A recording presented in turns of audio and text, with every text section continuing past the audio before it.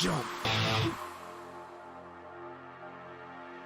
Climb out on the roof, just jump, motherfucker, you a lazy little shit. Why not jump and just fucking quit? It's your own fault, boy, you never did enough. And now you're gonna pay for the fucking shit you say. Victim blaming, mental shaming, always bitching cause I'm gaming. But this shit now I'm proclaiming, and I'm aiming for the house of lies that you built on the hill of the dagger that you staggered my ass with. Now you haggard, I'm so aggro. Call your fucking son a faggot. Why so ragged? You a maggot. See $1 and just grab it from the mouth of the starving reprobate. So much hate, bitch, I needed an escape from the rape of my sanity. Humanity is drained from my motherfucking corpse as I hit the fucking dirt. All the fucking hurt and the shit I can't recall dies with me. All the shame and the failure, I'm a terror. Fuck my mirror, time to fix this fucking error.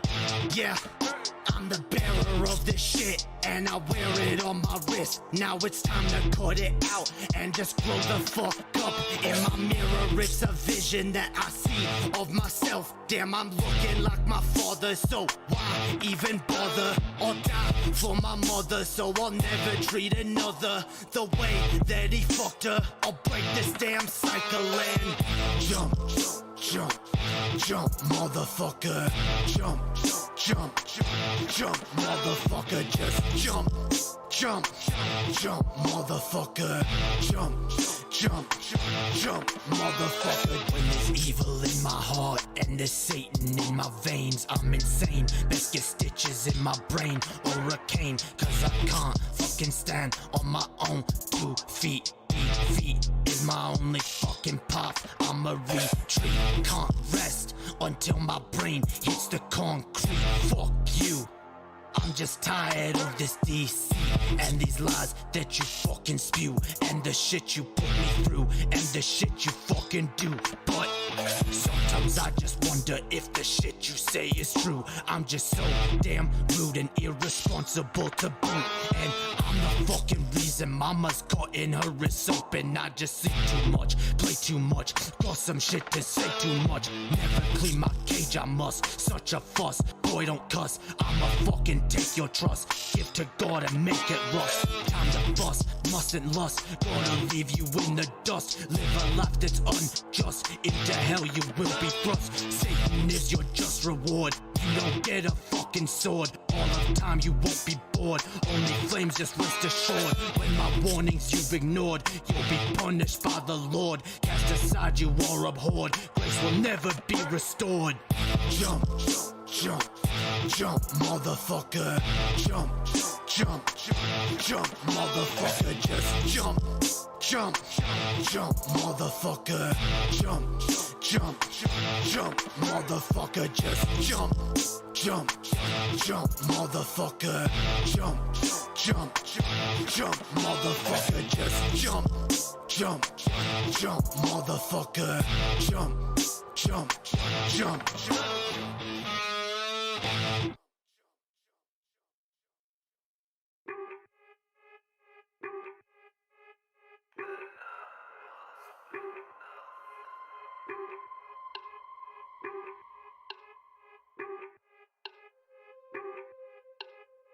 This shit got my fucking stomach in. Never eat a fucking again. Better pray for all my sin. I don't feel no pain again. Fucking quit, got my fucking stomach in. I don't need a fucking again. Suffer now for all my sin. Never feel no pain again. If I'm what I eat, then I must be nothing. If I'm what I eat, then I must be nothing. If I'm what I eat, then I must be nothing. If I'm what I eat, then I must be nothing. Waking up like I ain't broke. All I need's a fucking smoke. While I fucking walk, drink another fucking coke. Food just make me wanna choke. Got my stomach by like smoke. No, that's not a fucking joke. Clear my plate, I'd rather croak. Extra shit like a bad plot. Mentally, all I do is rot. Feels like I've been fucking shot. Fuck this lava when he set my lot. Why so fat? Why so fat? You so ugly, got no tats. Why so fat? Why so fat? Now you feel just like a mat. If I'm what I eat, then I must be nothing. If I'm from what I eat, then I must be nothing. Not from what I eat, then I must be nothing. Not from what I eat, then I must be nothing. Feel so nauseous, I can't eat. All I want's a fucking sleep. Cut it out, that's not a leap. I won't, so I'd rather weep. Fuck this shit, I don't know why. Makes me wanna fucking die. All I do is fucking cry. You won't see me eye to eye. I ain't hungry, eat no steak. Want no bake for your cake. Fuck them bitches, they all fake. They just judge them on a snake. Bile in my throat when I see a fucking note. I don't want fucking choke. All I need's an antidote. When I die, that's all she wrote. Not from what I eat, then I must be nothing. Not from what I eat, then I must be nothing. Not from what I eat, then I must be nothing. Not from what I eat, then I must be nothing.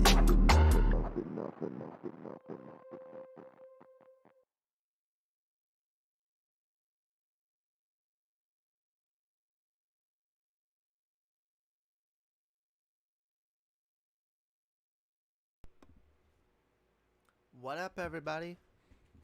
Yo. The Yo Show. Hells yeah. Why's everybody a no-show? This the Yo Show, yo. Yo. I don't give a fuck. People can say I say yo too much all they fucking want. I'm just gonna say it more. I'm just gonna say it more, alright? I'm gonna do, you know what? I'm gonna do a whole stream about yo-yos, and then I'll be saying yo every other second, and people will stay mad, all right? People can stay mad. It'll be beautiful. What up, everybody? Yo, what yo? See, I say, dude, I will admit I say yo a little too much. Why am I still wearing this?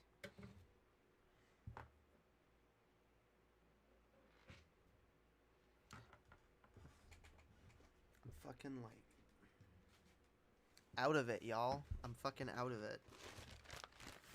I wish I was in it, but I'm not. I'm somewhere far away. How's everyone doing tonight?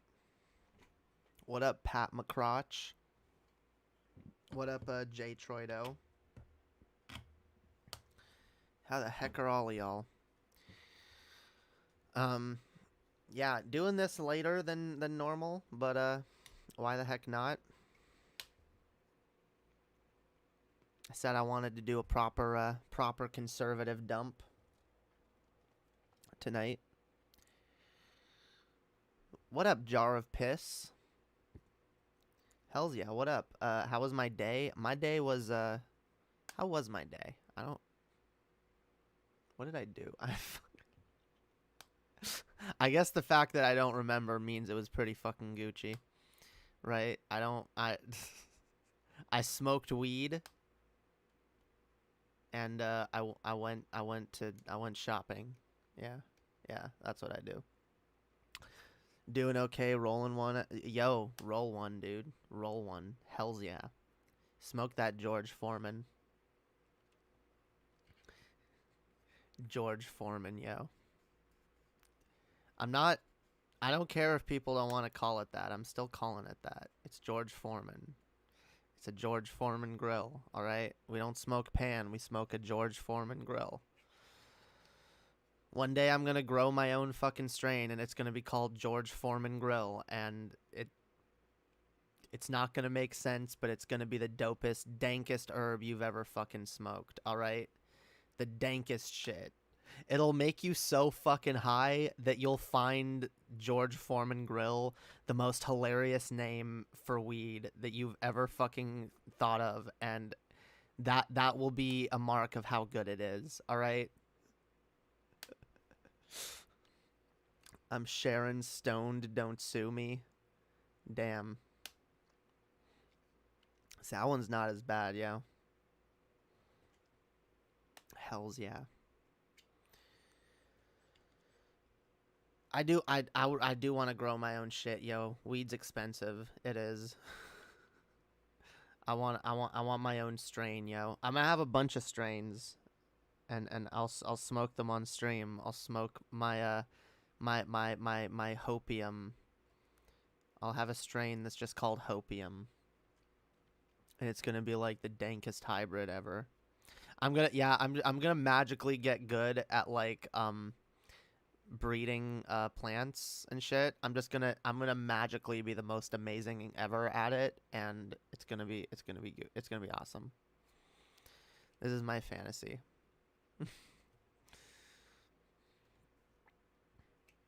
I'm gonna become the greatest weed grower, and then people are gonna buy my shit, and it's gonna be the dankest shit. All right. It's gonna be in shops all over the country.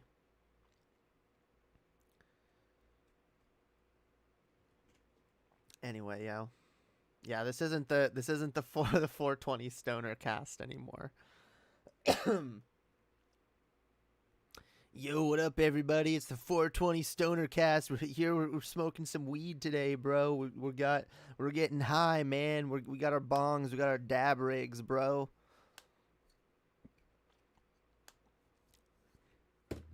Getting high, dude. That whatever. I'm not gonna meme about. Okay, conservative dump. Conservative dump. We gonna do it. All right, dude. I feel like YouTube's been punishing ever since I got unsuspended. I think they're not letting my view count go as high. I'm gonna blame. Yeah, you know what? I'm just gonna blame that. And YouTube can suck it. We're still doing a show, goddammit. Still doing a dope ass show. All right. Betty White's not here. I want to play her video. I guess I can play something else. What do I have a few things actually. I have a few things I want to look at. All right.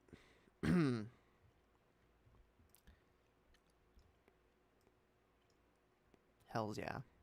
Yeah, I've been working on my song all day, by the way, or working on music, I should say. Yeah, my song's coming. It's coming.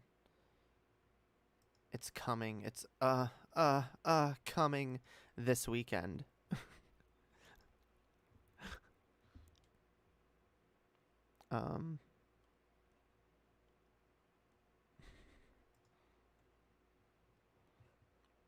Let's see. It's coming. So, all right. Why is my intro still playing? That should probably stop. Okay. You know what? We're going to watch some Matt Walsh. Oh, you can sell it better than that. What? What can I sell better than that? My music? No, my music's dope. It's Gucci. My song, y'all are gonna cream your fucking pants. All right?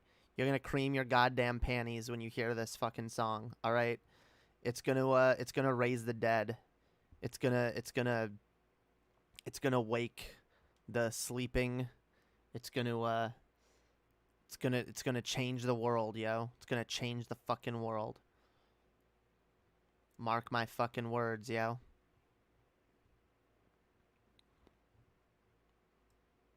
Never mind, I was late. Damn. All right. Let's see. I've also no. Nah, we'll leave Blair White for another day. Who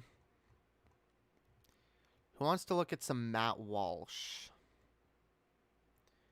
We can watch some Matt Walsh, yo. So we know that I should probably put it on the screen, though. You fucking... You Hopium bitch. That Hopium bitch. Why is she so terrible at streaming, yo? I don't even get it.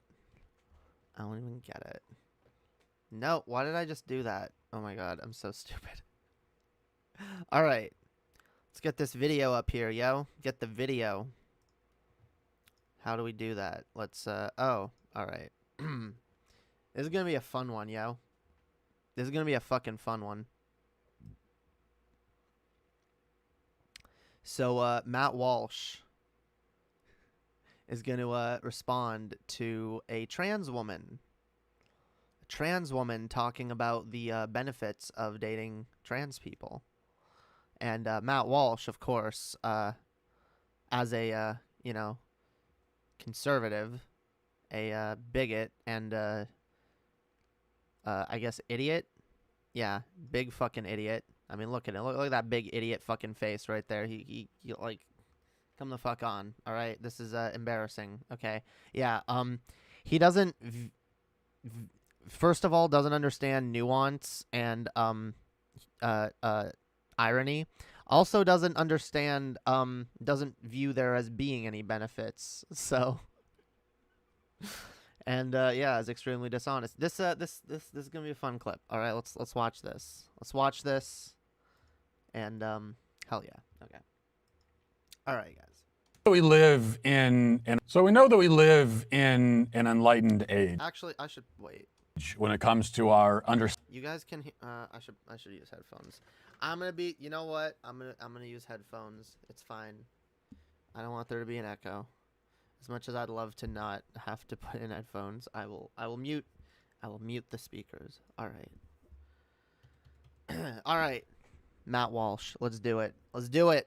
So we know that we live in Now I can't hear anything. Oh. God fucking damn it. Okay. It's good. Audio's good. Okay? All right? We're good. We're good. Okay? If one of y'all wants to come here and like be my audio engineer or some shit, that would also be dope. But for the time being, I've got this shit. I figured it out. We're good. We're ready. All right, let's watch. So we know that we live in an enlightened age when it comes to our understanding of gender. And by enlightened, I mean insane and confused. We're told that men are women and women are men, and some women are men and women. No. We're told that women are women and men are men. But some people are born in male bodies, but are actually women. And some people are born in female bodies and are actually men. And there are also people who, have a more non-binary, fluid sort of expression of gender, because we realized that gender is a lot more complicated than a lot of us originally thought. And yeah, so... But I do agree we don't live in an enlightened age of gender, because there's still too many dipshits who think like you do. So we're getting there in terms of the enlightenment, but people like you are really holding us down. This is that guy that made one of the main pro-Taliban tweets, right? Did he? You know what? I pulled this video a while ago. Does he have something like pro? So we know that we... Wait. Does he have some pro-Taliban shit here? Maybe on his Twitter. Yeah, I don't know. If someone can find me his pro-Taliban tweet, I'll look at it. But yeah, anyway, let's continue with this video. And some men are men and women, and like armadillos or whatever. Armadillos. But the trans... Yeah, very funny. No one believes they're an armadillo. By the way, like, it's really annoying to me that, like, this otherkin movement got, like, lumped in with, like, trans people. Not to say that, like, not to say that if someone actually, views themselves and identifies as an armadillo, for example, like, I don't know, it's none of my fucking business, all right? I don't understand how that works, but I didn't used to understand how transness works, all right? So, like, I don't know. How about instead of, like, fear-mongering against stuff that sounds ridiculous, we make an effort to, like, understand it, see where it comes from, and, like, generally empathize with people who are different from us? Nah, what am I saying? Anything different is scary, and that's bad, so, yeah. Trans agenda has run into a kind of a problem, which is sort of interesting. We're supposed to see men as women if they call themselves women, but they aren't really women, and other men know that. And again, that's your subjective opinion. There are a lot of fucking cis men that view me as absolutely a woman and would very much like to fuck me. And I know you'd say, oh, well, then they're gay. But no, you can being straight is more. Now, look, sexuality is complicated and different, and everyone's got their own different like thing, right? But some people, some straight men are, mostly attracted to just femininity, and they don't really care about the genitals. Whereas there are other men who are straight who, very much prefer vaginas, and there's also nothing wrong with that because, I mean, a vagina is different from a penis, and it's these are different things. So some guys, are like, no, I wanna fuck a pussy, like, okay, that's cool, more power to you, you don't have to be attracted to every woman, like you don't have to be attracted to every shape and size and race and personality or whatever of any woman. Like you're already not. There's already like cis women that you look at that you're like, oh, I'm not attracted to that. I don't really want to fuck that. It doesn't mean they're not a woman, and it doesn't mean you're not straight for not being attracted to them. Sometimes I really do wonder if like these dudes think like if they think like them being attracted to a trans woman in any way would make them gay. And to those people I ask, like, they think that like, no, rather they think that like allowing something to be classified as a woman means that they have to be attracted to it because they are straight, when they're already not attracted to everything classified as a woman. Like do you want to fuck like a grandma? I mean, I don't know, some people do, but you probably don't, maybe not, right? Like a lot of people, like they'll look at someone and they're like, okay, like, yeah, you're like 90. That's not very that's not very attractive to me, that's fine. You can look at someone who's, I mean, a lot of conservative guys especially do. They're like, no fatties, no uggos, quoting them, by the way. I don't use that kind of dumb language. But, like, yeah, like they have that kind of fucking attitude where it's like, I don't want, women who do not meet my standard of attractiveness. But yet they seem very fucking defensive when it comes to, like, okay, should we recognize trans women as women? And it seems like they want to be like, no, they're because then I have to be attracted to them, and I'm totally not. I'm totally straight, guys. Totally, believe me. Like I'm not gay. I'm not. As an armadillo, I find what you said very offensive. What did I say that was offensive about armadillos? I said I don't know of anyone who identifies as an armadillo, but if there are, then more power to them, There's all kinds of different identity expressions, and I'm not going to say that anyone is more or less valid than the other, at least not with some research behind it.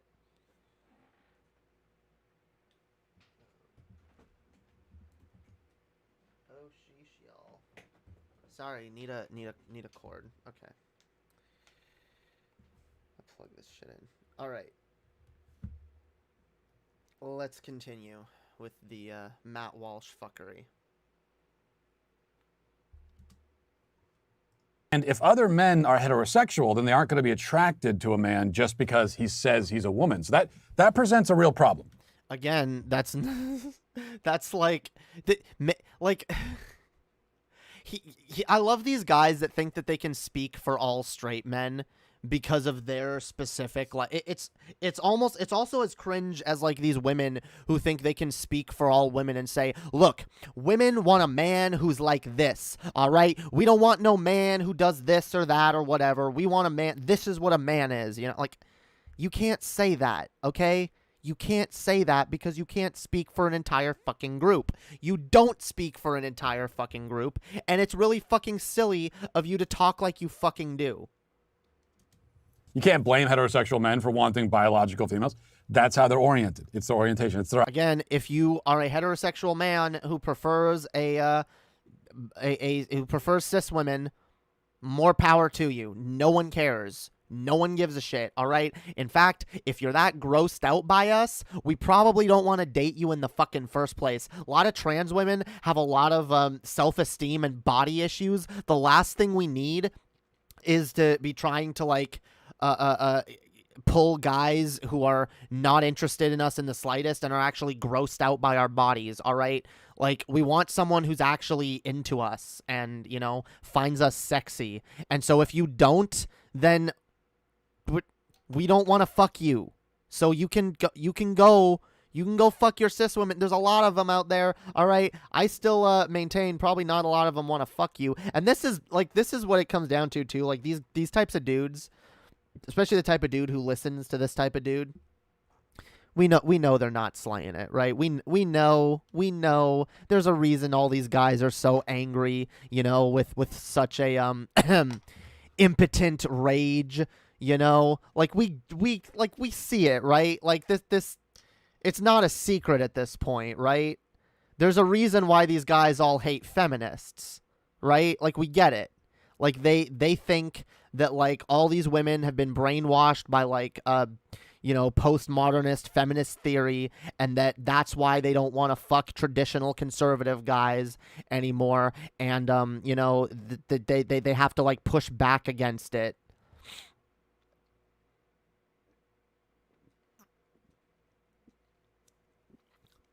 Yeah, and that's a good point. The guys like this that do have wives, most of them fucking, like, yeah, they have wives that resent them.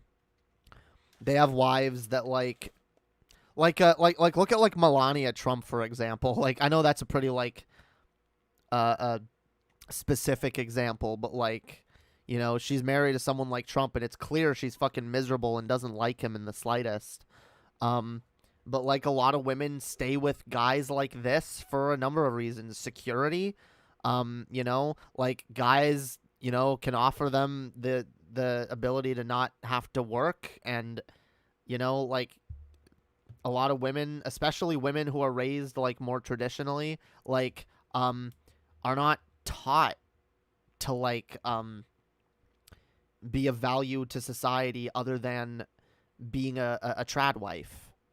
And not everyone has those skills to, like, you know, go out there and, you know, work a 9-to-5 fucking supporting themselves. So a lot of these guys offer women, like, an out, which is, hey, I'll fucking, you know, work and support you, and, you know, you just gotta stay with me and suck my dick whenever I'm in the mood.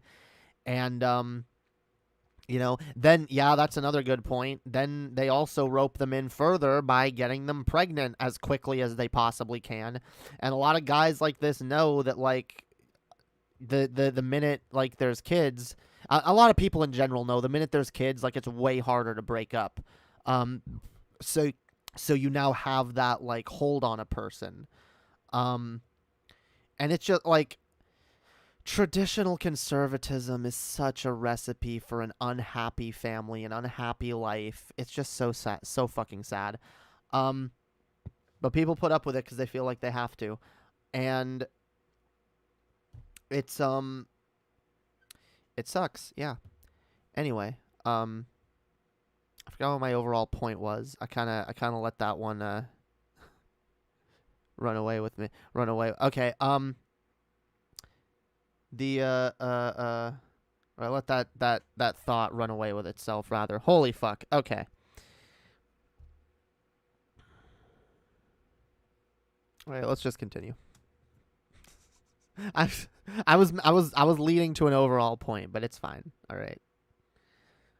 Their identity, you know, and that's the conundrum that the gender warriors find themselves in, and they're always trying to find a way out of it. One way out of it is to simply berate heterosexual men and demand that they be attracted to. No, nobody cares. Dude, no one's berating heterosexual men, demanding, like, I don't know where you're seeing this happen. Maybe it's happened once. I don't know. Where's your, like, you're talking, like, this is the fucking problem with these alt-right dipshits, is they sit there and they, like, they'll pretend that a problem, they'll take it one example of something that may have happened once, or one person's story, or like hearsay or whatever, and they'll like try to like blow it out of proportion, like, see, this is happening everywhere, and this is why this is such bullshit. And there's no evidence that it's fucking happening everywhere. It's not. Again, most trans women, like, what position are trans women even in to be like, hey, you'd better be attracted to us? Like, you're talking as if trans women are in some position of power in society. And I love this too. Like, these fucking alt-right dipshits, like, will always try to make it seem like the minorities, the people who are the most disempowered, are the ones threatening their well-being, threatening their way of life, when, like, what ability do we even have to do so, even if that's what we wanted? What ability do trans women have to, like, shame straight men? Like, I mean, you fuckers are the ones controlling the whole goddamn narrative.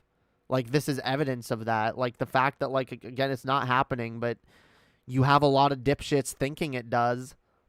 I've argued with enough people that just go like, oh, well, I just don't like this idea that, like, anyone who's not attracted to trans people is transphobic. It's like, what? Where did you hear that? That's not the fucking case. That's not what's happening. That's not what most leftists fucking believe. Who did you hear it from? Matt Walsh, the Quartering? Because none of these people, like, will provide, like, a source or, like, evidence of this happening. But, all right, he's going to respond to a video here in a second. And this is, I guess this is his evidence of this sort of behavior. Let's, it's really sad. To trans people. That's one thing you could do. Find them attractive, damn you. Be attracted to these people. Another strategy is what you find in this video that we're going to play for you right now. Person goes by the name Dawn Marie. Oh, wait, so this isn't even an example of what he's talking about. I love how he goes on like a minute-long rant about these trans people forcing people to be attracted to them. And then, like, he says, so there's that going on. And then there's stuff like this. So he's trying to put that idea in your mind of, like, you know, that's going on. And then here's more of it. But he hasn't provided evidence for the first thing that he asserted. Where's the evidence that trans women are running around demanding that straight men find them attractive? I find it kind of suspicious that, like, you couldn't even find one example to show, not one tweet even to, like, show and be like, yeah, see, here's someone saying this. But you felt the need to, like, go into it, and now you're gonna, like, go on to, like, you're gonna move on to this topic and try to, like, tear apart this video. And again, his takedown of this video is really sad. I just want to say right off the bat, it's very clear to me here, this person, Dawn Marie, the benefits of dating trans women. Now it's clear to me that just by this video title that everything she's going to say here is probably a little tongue-in-cheek. It's probably not, like, super serious. But as with, you know, as with, you know, fascist commentators and what they normally do, he's going to pretend like this is some kind of, like, moral prescription on society, and completely misrepresent her arguments here. So let's take a listen. This is a transgender person who identifies as a woman, explaining, just kind of laying out a case for why straight men should date so-called trans women. In fact, the case being made here is that straight men are better off dating biological males who identify. See, she's not saying that. Nothing in the title implies that.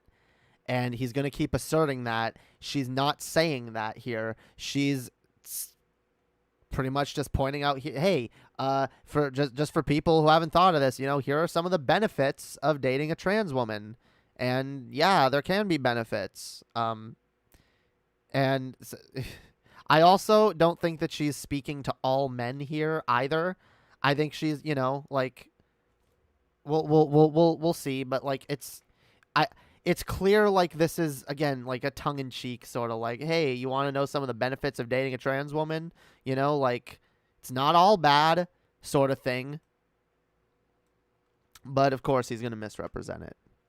As women, let's give it a watch. All right. Today we're going to talk about the reasons and the benefits of dating a transgender woman and why we are probably most likely, I don't want to be biased, but why we're probably most likely a better candidate of dating than like, you know, your average bish. The first reason. So again, yeah, it's very clear she's like that she's kind of memeing, but she's like, you know, like she has this idea for a video. Hey, like how about like the benefits of the actual benefits of dating a trans woman? Like nothing in this makes me think that she's like being like, this is why we're better.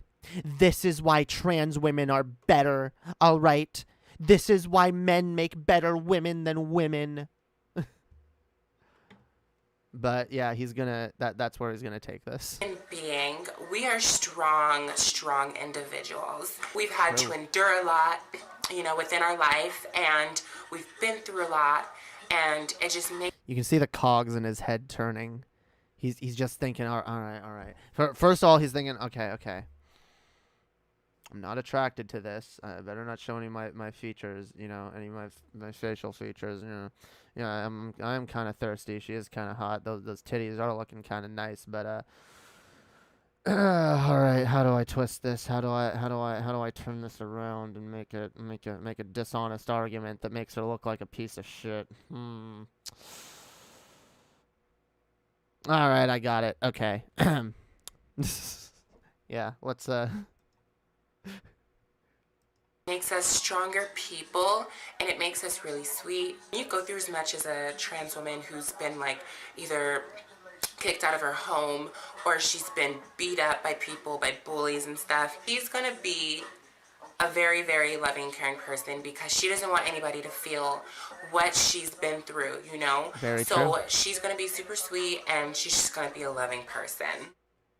So Yeah. females aren't strong? Biological women are not strong? Is what I'm getting at this? Or sorry. See, again, like they have to he has to twist it. He has to turn it and make it seem like she's saying the opposite of what she's saying. She's saying, "Hey, here's why you might like dating a trans woman, because you know what? Trans women tend to be a lot of trans women tend to be a lot more caring and understanding because a lot of us have been through a lot of shit, and a lot of us are very caring and empathetic because we've been bullied a lot, we've been hurt, and we don't want other people to go through that same pain." Yeah, she's not saying that cis women aren't like that. I think what she's saying is that, at least from her perspective, trans women are more likely to be like that than your average person, which I don't disagree with necessarily. Now, is there a lot of I'm not saying trans women are all like fucking perfect and you know we're all just like unassailable goddesses, you know. I mean, I'm a goddess, of course. But like I think what she's saying is like, yeah, we're more likely to be more caring and understanding and strong because of what we've been through. And there are a lot of strong women. There's a lot of strong cis women. She never once said that there weren't. Like, again, it's clear she's making a video from her own perspective, speaking, again, I think to a certain type of guy who, you know, might want a certain type of woman, but is not interested in trans women because they have this idea, they're like, oh, well, you're not a real woman. And she's trying to make the case that, like, not only are trans women real women, but a lot of the traits that you guys, the guys that she's specifically speaking to, maybe it's the kind of guys that she's dated in the past or the kind of guys that, you know, are in her community. She's like, well, I can tell that, like, based on what you guys want, like, trans women, actually, a lot of them do exhibit those traits. And it's not like, you know, yeah, but this is what fascists do. They'll first they adopt the language of the other side. He's trying to adopt like feminist language to make it sound like to appeal to like progressives and also to appeal to people who might want to get their gotchas on progressives, which is mostly everyone in his audience. And the appeal is, you see, this woman claims to be progressive, but look at her saying that basically men are better women than women, which is the kind of messaging that appeals to TERFs. TERFs really, you'll hear these talking points with TERFs a lot, where it's like, you're trying to like erase women, and you're trying to like replace women with men, and say that men are better at being like, it's utterly fucking ridiculous. But they'll use these arguments, and they actually work with some people, which is kind of fucking sad. But they're designed to work, and it's you got to be able to look through the bullshit. Sorry, not female. I believe the scientific term, I wrote it down here, being used here is average bitch. Damn! To describe biological women. Oh no, she used a possibly offensive colloquialism, as if y'all don't do that constantly. Also, like, what's wrong? Average bitch. Oh my god. Like, again, she's being tongue-in-cheek. She's being ironic here. Maybe she's not the best person at, like, delivering a joke, but, like, this is not meant to be taken seriously. This dude does have incel vibes, and he projects the incel vibes. This is what I was talking about earlier. This is why a lot of, like, dudes that don't get laid, don't have girlfriends, this kind of content appeals to those guys. And they can get mad at feminists, they can get mad at progressives and say these people are to blame for us not getting laid. When really what it really is a form of sexual selection, which I'm actually all for. More and more women are being like, yeah, I'm not going to fuck shitty guys. I'm not going to fuck guys that are misogynistic, racist, transphobic, bigoted fucking assholes. And they're getting mad about it, even though a lot of them, I love it because they make appeals to evolution all the time. This is just a natural part of evolution, okay? Societies, since the beginning of time, have, like, women have always selected for certain traits that they want in a partner. It's just they've been suppressed from doing so for a long fucking time by capitalism and shit like the nuclear family unit and all that bullshit. These traditionalist values that have only really existed for a couple hundred years.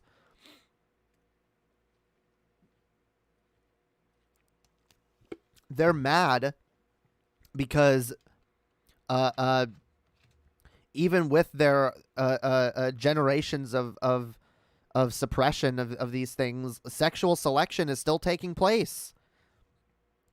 And a lot of women are being like, nah, fuck that.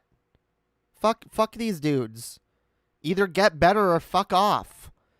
Go jerk off into a fucking fleshlight for all we care. You're like... And I absolutely do think that's a thing that needs to continue to happen, by the way. More women need to be like, nah, fuck these dudes. Fuck them. No, actually don't fuck them. This is not worth it. These kind of dudes are taking over Texas. I hope women leave the right because of it. Yeah. Some of them do. A lot of them do. I hope more of them, like, wake up to this shit. Because... This kind of shit is toxic. All right, let's continue. We got a lot more video. Yo, what up, Betty White? What up, Lame Duck? What up, Super Saiyan Zero? What up, White Flags? How's everyone doing, y'all? If y'all are enjoying this content, by the way, y'all can feel free to hit the like button, subscribe, share, and consider sending a Streamlabs donation down in the description. That shit helps me out, keeps this channel running, and how I make my living currently, how I keep the refrigerator stocked. So feel free to consider helping out. Peace, yeah, peace, yeah. Why was I was about to say peace out. We're not. This isn't the end. Okay, sorry. Let's continue. That's okay. Okay, don't be insulted. You can't be insulted, ladies. And if you are insulted, you're not allowed to say so. Most women are not insulted by what this woman is saying. All right, most women would be like, "Oh yeah, she like." Most women, I feel, would be charitable enough and mature enough to like, see that and be like, "Oh yeah, she's making a case for why trans women are valid too, and why, you know, like maybe like I don't think any woman is gonna hear that and be like, "Oh my god, she's saying I'm an average bitch." She's saying like, seriously. Just like, you know, like guys fuck on each other every once in a while, you know, they can pick on each other and be kind of dickish. Women can be catty a little bit. Women can like do, and a lot of times it is just tongue in cheek. It's not even like a sincere cattiness. It's just like it's just like it's a joke. Like, holy fuck. But there's the thing, like, the right wants the ability to joke about anything.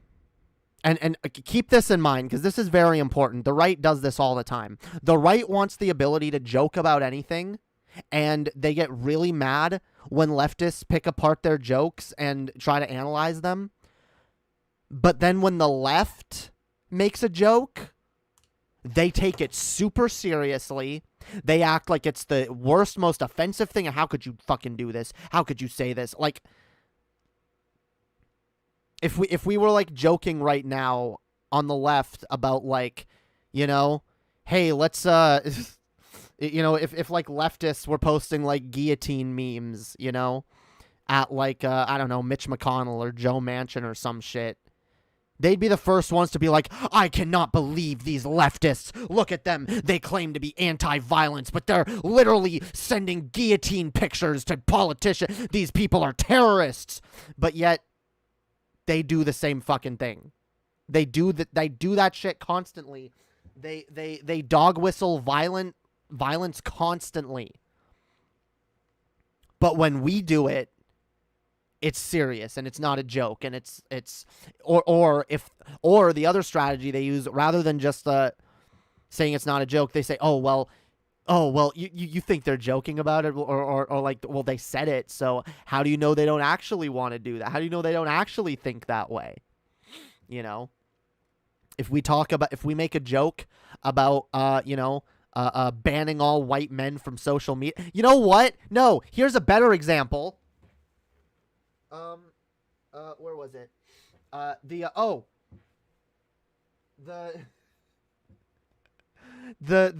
I talked about this tweet.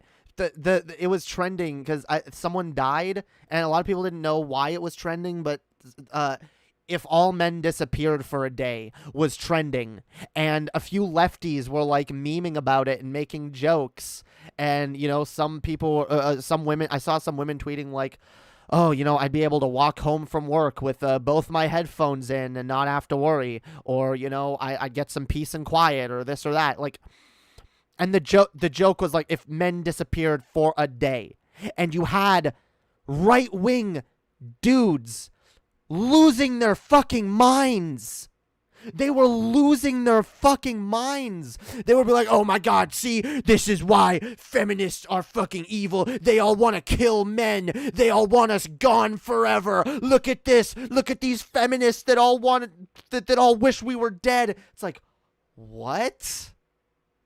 No one said they wish you were dead. Holy fuck. It was a joke. It was a thought experiment.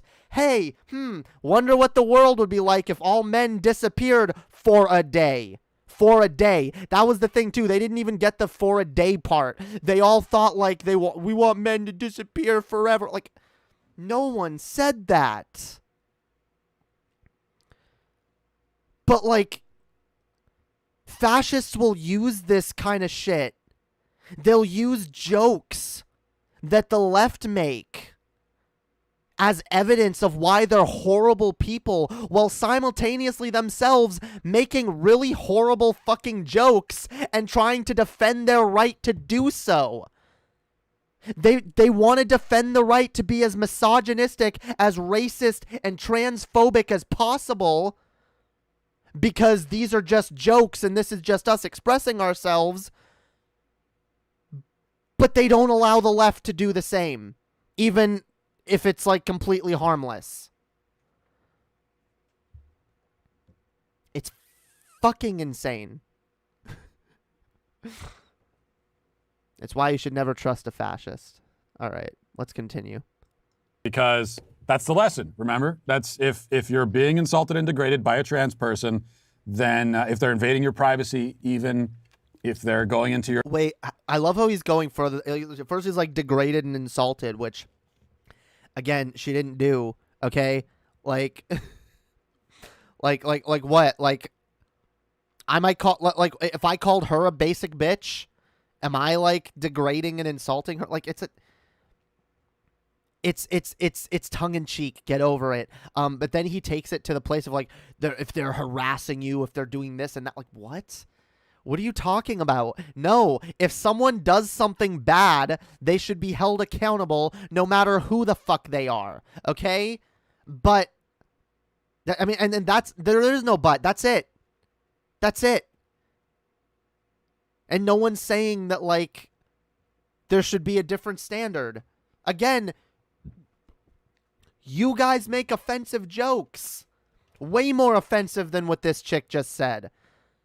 Like, and it's a joke. What, are you a snowflake? Are you advocating for women being snowflakes? I thought you didn't like third wave feminism. Or I guess when it comes to Matt Walsh, feminism at all, right? I thought feminists were a bunch of crybaby fucking snowflakes. Now you're appealing to the very thing you call snowflake behavior. I'm so glad they're losing the culture war. We have to fight for the smallest economic improvements. What I was gonna say, holy fuck, I can't say this word. Improvements. Why? There. Holy fuck. I don't know why I struggled with that word. Economic improvements, but culturally, we're fighting the octogenarians, southerners, and schizophrenics, and those who grift. Yes. They are losing the culture war, but we do have to keep fighting back against them because they are trying their very fucking damnedest. These people are trying, these fascists are desperately trying to influence regular fucking people like the southerners and the old people that don't know any better, or the people that, you know, that they're just poor and stupid. They are trying their damnedest to influence these people, and we have to provide pushback because, I mean, we saw what happened in 2016. We saw what YouTube became since then, and it's not pretty. It's not fucking pretty.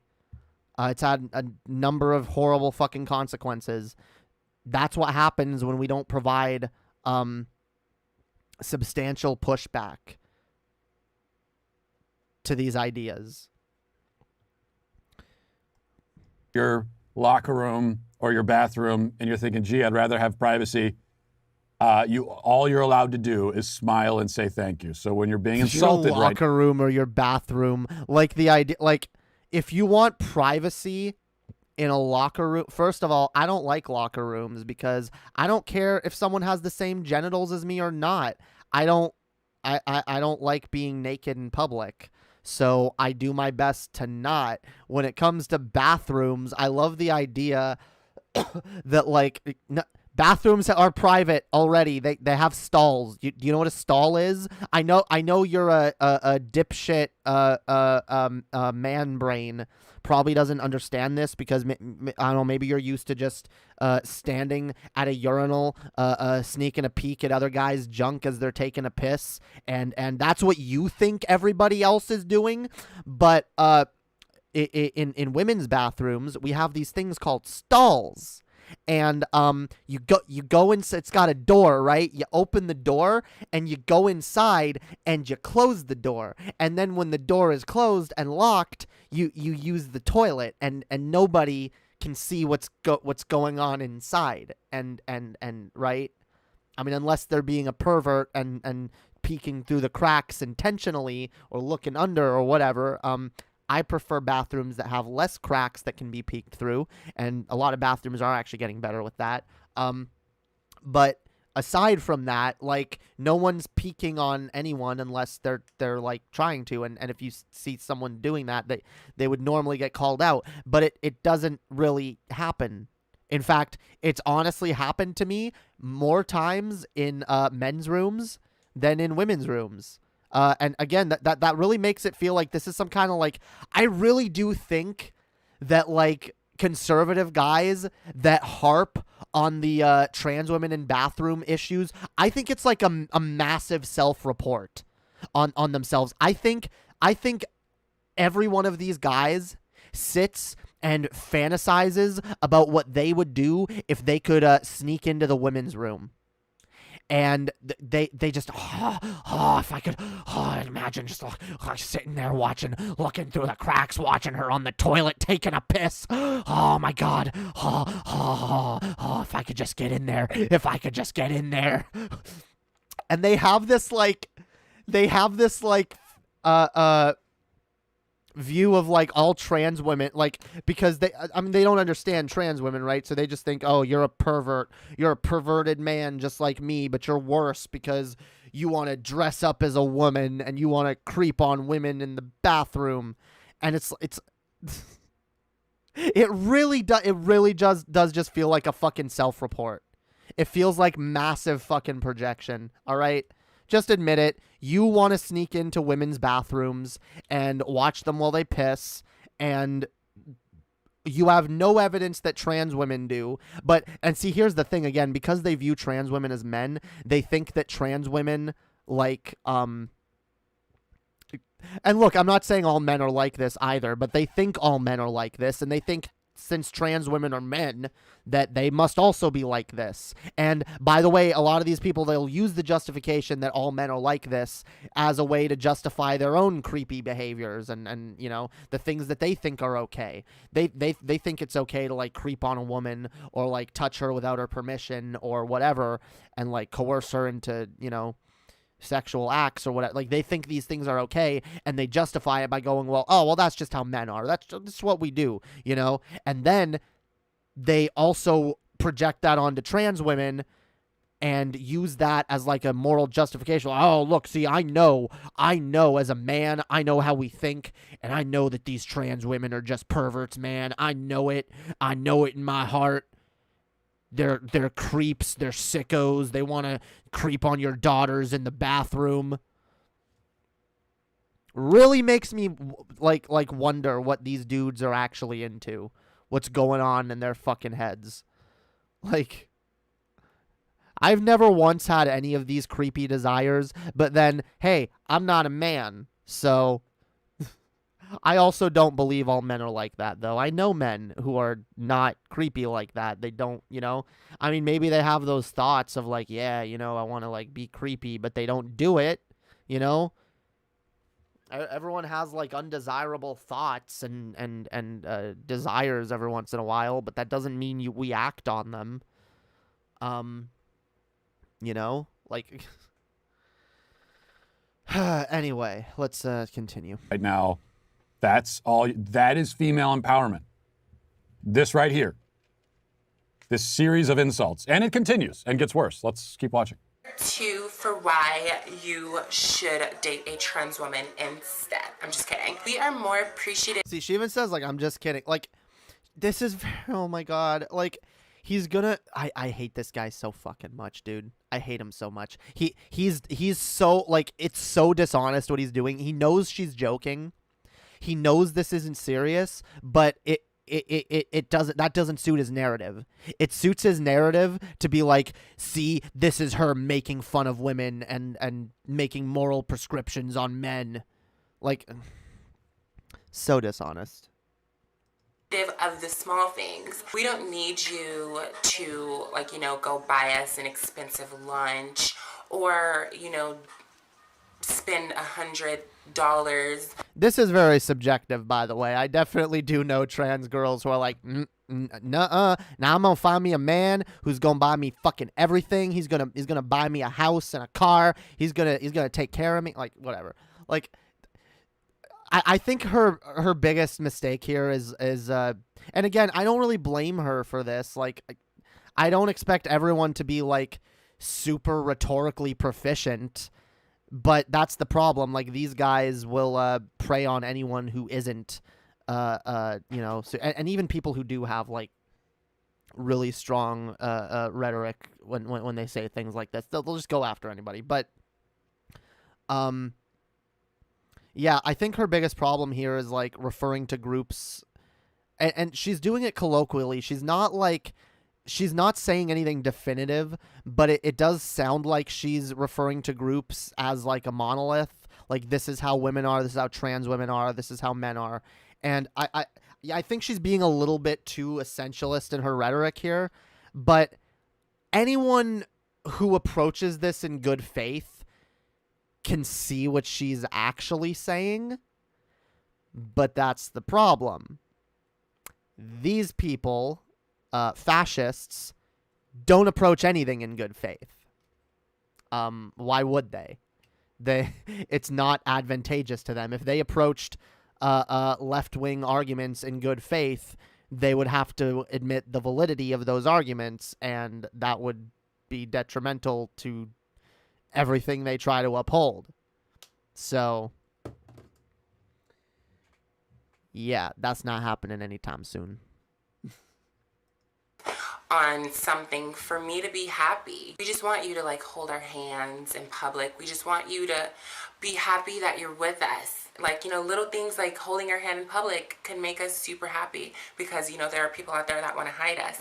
So, we're easy. That is true, by the way. And like, she's talking about specific types of trans women. Again, maybe not all trans women are like this, but yeah, like for a lot of trans women, it is like, I mean, even when I was engaged, it was nice going in public with my ex-fiance and us holding hands and knowing that, like, that, like, she wasn't ashamed to be seen with me and that she was, okay, like, being in public, holding my hand and being like, yeah, this is who I'm with. Because, again, a lot of us can be very, have a lot of, like, self-esteem issues. So just having a guy that's like, or a woman or anyone like, who's like, I really love you. I love being with you. And I'm not ashamed to be seen with you. And I doing all that shit. Like, it can be very beneficial for a lot of trans women. That is all they want. And again, she's not saying that there aren't cis women who don't have these similar traits, but she's saying that based on her experience and what she wants and trans women that she knows, that, yeah, all a lot of us want is just a partner to, like, hold our hands and be there for us and, just do the little things. And, we don't need some crazy shit. We don't need a guy with a lot of money or again, I say guy, I'm not into guys. But from her perspective, she's like, we don't need like a partner with like a lot of money who's going to like spoil us or this or that or whatever, we just want to feel loved. That's all she's saying.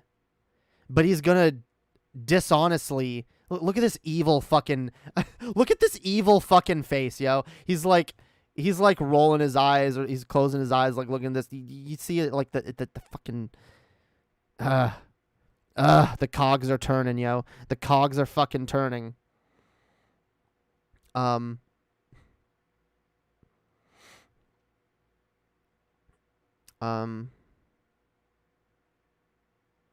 Not to dunk on men, but I've lived over 40 years, and men do seem mostly toxic, masculine types, sadly. I'm blessed to have found a mate that's not like that. He's super sweet. Look, unfortunately, there are a lot of guys who are pressured to exhibit toxic masculinity by society, by people around them. there are a lot of sweet guys that are not that act like that performatively because they feel the need to like assert their dominance to other males. But and I know this because like I felt pressured to do the same. There are a lot of people that like that's not really who they are inside, and they can be assholes. Like everybody's got layers to them, and I'm not saying it's acceptable for guys to behave like that. They need to not. But like, just because a guy is like that doesn't mean he'll always be like that. But yeah, it can depend on your area. It can depend on what kind of guys you've been exposed to and whatnot. But like, you know, maybe you've only just met those types of dudes, and it's sad because like all types of people exist, and we end up like. I feel like a lot of times the worst example get put on display, and we end up thinking that's the norm. And it's really not. For a lot of us, like, a lot of us have the same, like, a lot of us are the same in a lot of ways. A lot of us have the same feelings, the same desires and shit. And, like, when you look at, like, each individual person, we're not that different. And a lot of guys, it just takes them like understanding that, because a lot of guys have been conditioned to like otherize women and view them as something different. I was raised that way.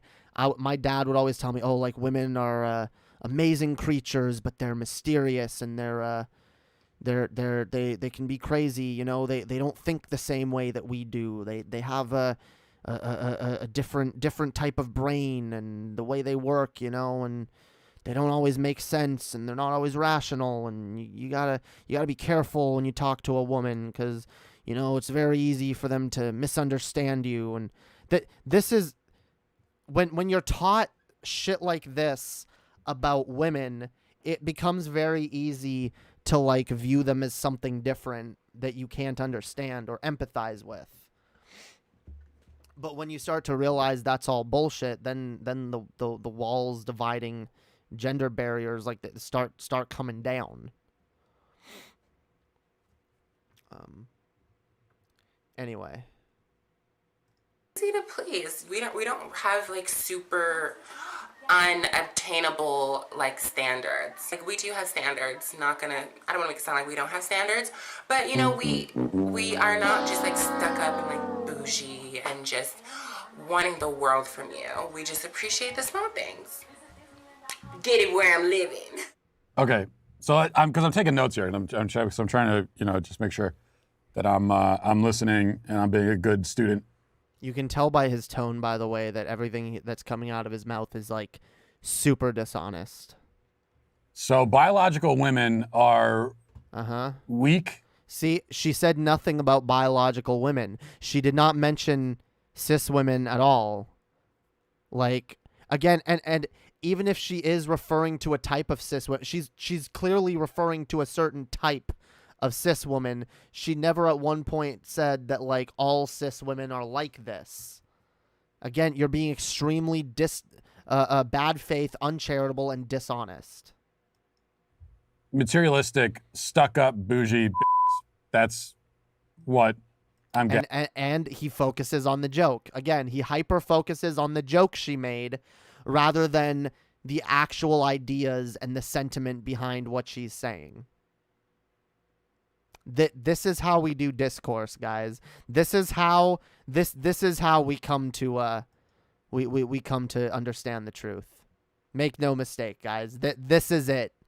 This is some like advanced level 4D chess, 5 brain fucking thinking level shit. This is next level thinking here, guys.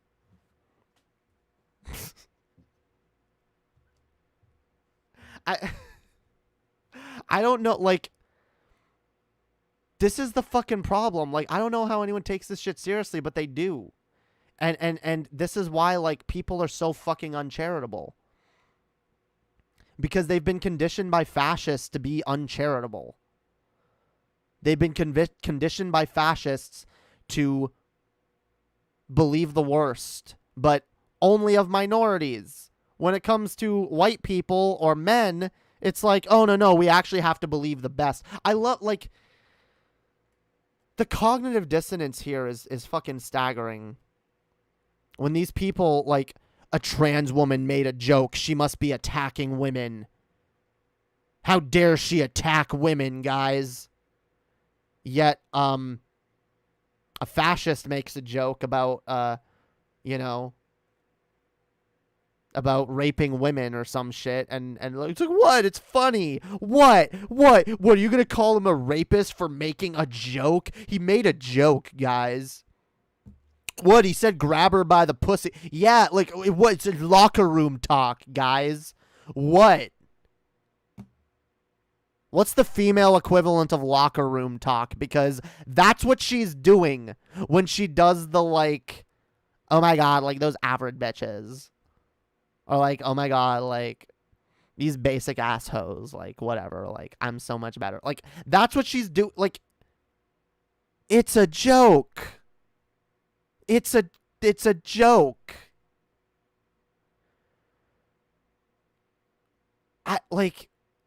But these conservatives, they'll attack left-wing jokes and then they'll defend anyone on their side who it's so fucking insane. It's insane.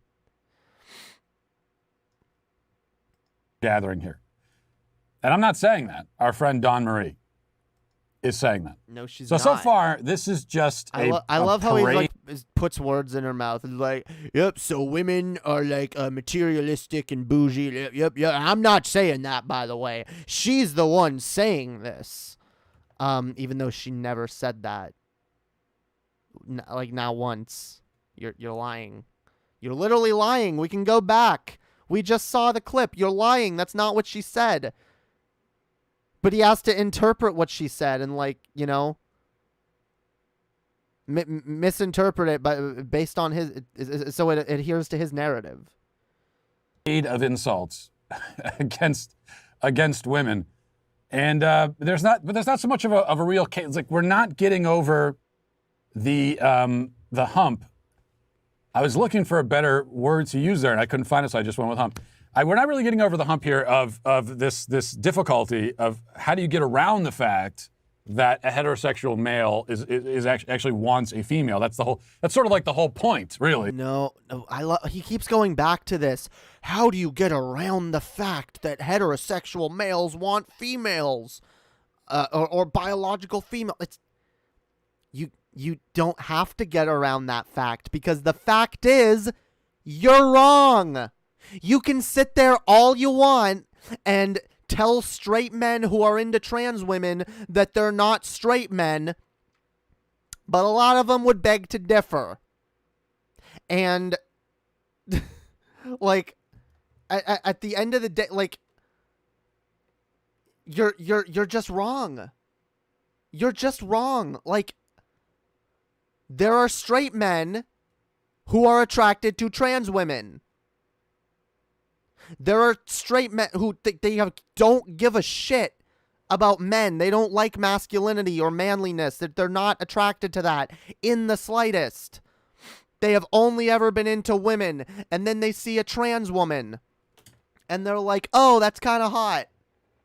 I am a lesbian.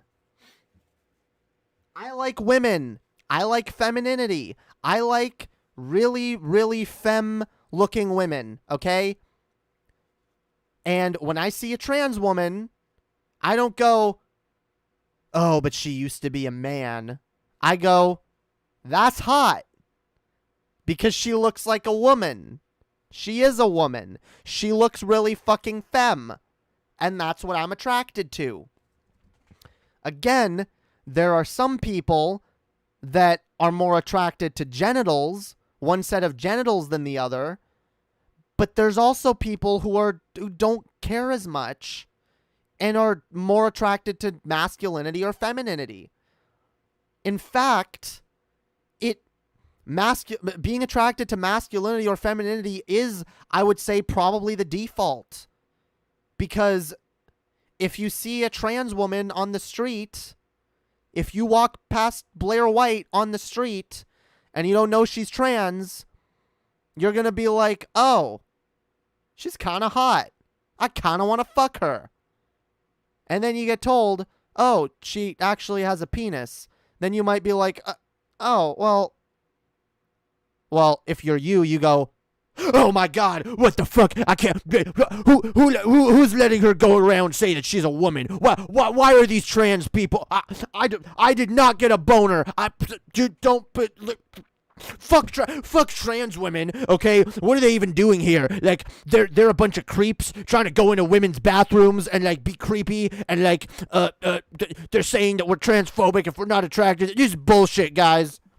Yeah, that's what one of these chuds does when they see a trans woman on the street and realize they're attracted to them and then find out they're trans. What a normal person does is go, oh, well, that's cool. I'm actually not that into dicks, so yeah, but yeah, you're pretty though. Yeah, you're hot. Yeah, you know.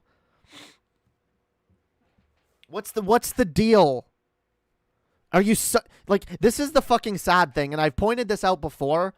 These guys are so fucking insecure about their own fucking sexuality and their own masculinity. They are so guys. These guys go to bed at night like rocking themselves back and forth, like hugging their knees, being like, I'm not gay. I'm not gay. I'm a man. I'm a manly man. I'm a real man. I'm manly. My daddy said I was a bitch, but I'm not a bitch. I'm a man. I'm a man. I'm a real man. I'm gonna show my daddy. I'm gonna prove it wrong. I'm gonna show my daddy. I'm gonna be the biggest man. I'm gonna be the manliest man that ever man to man.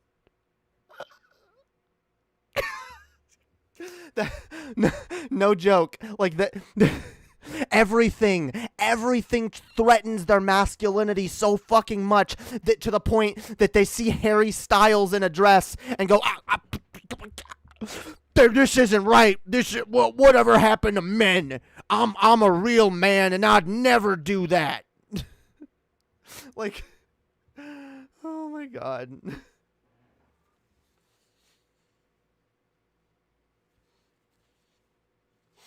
It's fucking sad, yo. You know what? Hey, I'm not attracted to men, but you know what I find pretty damn impressive from a man, and I view to be like a true show of masculinity that almost makes my almost makes me like a little hot under the collar, you know? I mean, hey, I got that.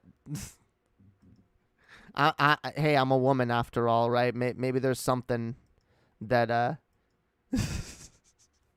something that appeals to me there. I don't know, but like when a man, I don't know, yo, when a man is like, you know how masculine I am? Watch this. You know how masculine I am? Look. See this lipstick?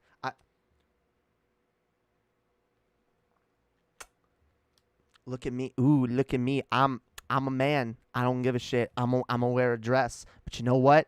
I'm a real man. I'm so comfortable in my masculinity that I'm gonna go.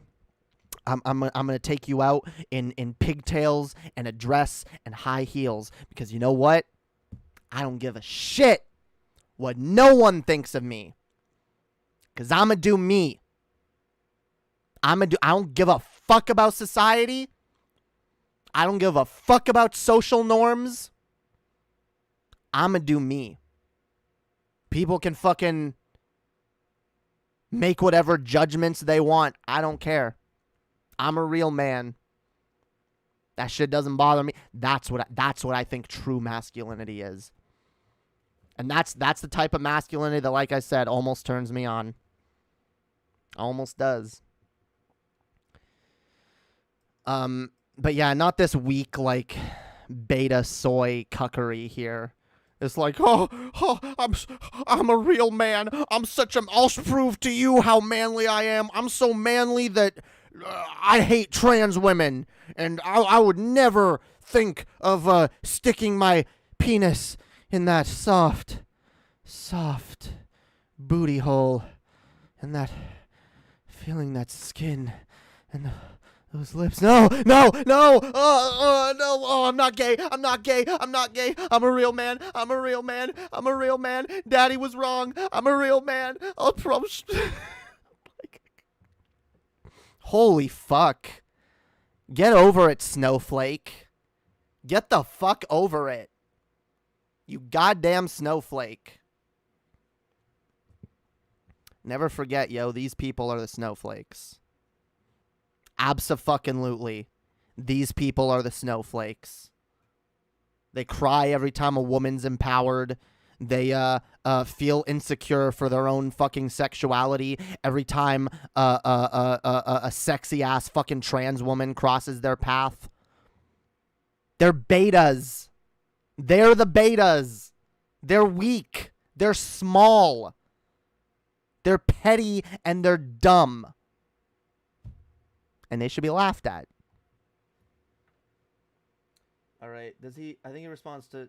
Yeah, he responds to one more point of hers. Let's watch it, and then we'll move on. Then we'll watch Betty White's video, finally. Sexually, if you're a heterosexual male. So we haven't gotten to that part yet. Maybe we will. Let's keep watching. Number 3 for why it is beneficial to date a transgender woman is not all guys want to have kids. Believe it or not, right now I'm talking to a guy who doesn't want to have kids. And that's where I actually got this little pointer from. We can't get pregnant, which means we don't have periods either. So a lot of guys don't want kids. There's so much pressure to have a kid when there's a guy and a female, in a relationship. There's like, oh, well, now hurry it up. Like, we want you to get married, have some kids, Not all guys want kids. So, if you don't want kids, we're the perfect candidate for you. Like, at first I was like, maybe I'm... You know what? Fuck him, yo. She's cute. She's funny. He's a dick, all right? I actually like this video. I like this video. He, of course, doesn't source it. Otherwise, I'd go give it a thumbs up. But, actually, it's probably for... Wait. Yeah, it's probably for the best, actually, that he doesn't source it, because all his little Nazi dipshits would be downvoting her to hell. They probably already did. But... Yeah, like, what... No, it's a good point. Guys that don't want kids, they think... Yeah, you know what? Trans woman... I don't have to worry about getting her pregnant. True. Like, what's the problem? If he doesn't care that she has a dick, or even if she doesn't, like, not all trans women keep their dicks. Like, who cares? He's like, yep, she's attractive, she's sweet, she's nice, we get along, and you know what? Don't have to worry about getting her pregnant. Again, all she's saying are benefits. She's not saying... that this is a problem with cis women. But of course he's going to twist this one too. I'm sad because I want to have my own children too. But, whatever. Like, I'll keep my body nice and toned and fit and, keep it stretch mark free. I do have stretch marks on the side of my booty because it's growing. And by the way, again, you can tell by the change in her tone there that was another joke. It was another joke. She just... Yeah, my body, I'm gonna be set. I'm gonna have no stretch marks. Which, by the way, a lot of guys, I'm sorry, and guys like you, okay, these like far right fucking chuds, like a lot of them do comment about women's bodies and like, yeah, her body went to hell after she gave birth, and she has like stretch marks and she's fat now. And she's making the point again. In a very tongue-in-cheek manner that, hey, well, if you if you're unattracted to a woman after she gives birth, you think her body went fell apart after she gave birth, well, you know what, you don't gotta worry about that with me. Again, she's not saying that is necessarily the case with all women and that it's gross or ugly or whatever. She's saying that, hey, guys that don't like that, well, hey, you don't have to worry about that with me. Again, it's a joke. Let's hear how he twists this one, and then we'll move on. I just feel my brain cells committing Harry Carey. You have brain cells? Yeah, this is the first I've heard of this. I wasn't aware that you actually had any brain cells to commit suicide, but That is fascinating. Yeah, I don't think you can afford to lose them. I think honestly, dude, Matt Walsh, I'm gonna give you a legit piece of criticism. If watching videos like this causes you to lose brain cells, you probably shouldn't watch videos like this because I don't think you have any to spare. Okay, you should keep the precious few brain cells you have left intact. Maybe you should seek a different profession altogether because I don't think any of it's helping. Yeah, I don't know. Maybe go get a job as like a mailman or like a water delivery person, you know, or I don't know, get a job at an ad campaign, you know. I hear there's an Apple company that's looking for a new slogan. They're committing ritualistic suicide in protest. Oh my god. That Nickelodeon should sue him for that. His brain cells are committing suicide like SpongeBob, yo. Connecting them to this. Cringe. No offense. So update the list. Biological women are weak, materialistic, stuck up, bougie, stretch mark riddled. That's what. She never said that. Again, you dumb fuck.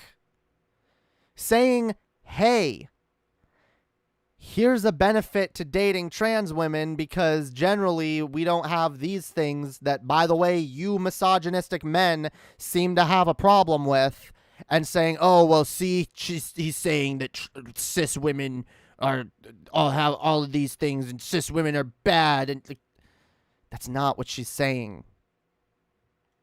Oh, my God. Again, that's the portrait. Rather, I should say the cartoon of women that's being presented to us here. And not just here. No, it's not. The left's entire agenda when it comes to gender rests on this kind of thing. How? By the way, How does it... Wait, see, I love how he says that and then goes to a by the way. He's not actually going to provide any evidence for that. They never do. They show you something. They show you someone saying something, twist it into some horrible fucking thing, and then they say, see, this is the general... This is what the left is trying to do. This is what everyone on the left believes. And he's provided zero evidence to that. Zero. But people buy into it. They follow it. They go, yup, this is why. This is why the trans agenda, we need to watch out for it. Goddamn. Trans women, quote unquote, can't get pregnant. Is that what you're saying? Correct. That's true. I mean, that is finally some good information. We got one fact in here, and that's good. That's biologically correct information. But why do you think that is? It's a man, baby. Oh my God. No, it's because trans women, which we don't pretend this isn't the case, do have a biological difference from cis women. That's why we're called trans women and not cis women, right? Because there is a distinction. Yeah, obviously trans women can't get pregnant. But again, there are plenty of cis women that can't get pregnant, and getting pregnant or having a uterus is not what defines being a woman. Stop it, Walsh. You're making me laugh with your shitty humor. Yeah, it's not even funny. I don't even get the jokes that he's going for. It's just it's cringe, really. It's cringe. Like, he's a man, baby. Like, oh my god, dude, what a beta male. All right. You've got. Let's think about this for a second. All biological women can get pregnant, barring old age or disease, right? So, in other words, in principle, biological women can get pregnant. On the other hand, quote-unquote trans women can never get pregnant, ever, under any circumstance. And? Huh. I mean, it's almost like we have two different categories of people here. Yeah. It's almost like we have cis women and trans women. And like these are two different types of women, but they're still women. And then there's because I love how he's trying to be like, oh, well, see, trans women can't get pregnant and cis women can. Therefore, trans women aren't actually women. But what about all the things that trans women don't have in common with men? What about like? I mean, what about trans women? A lot of them have tits, right? You're gonna be like, oh well, true, trans women do have breasts. However, so do some men. So therefore, but trans women also have estrogen in their bodies. A lot of them take estrogen, and that can change a lot about your body's chemistry. You know, like you could. By the way, you can make this argument like you could be like, oh well.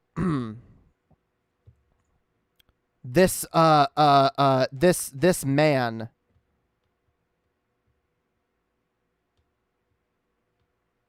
so I was trying to come up with a good example.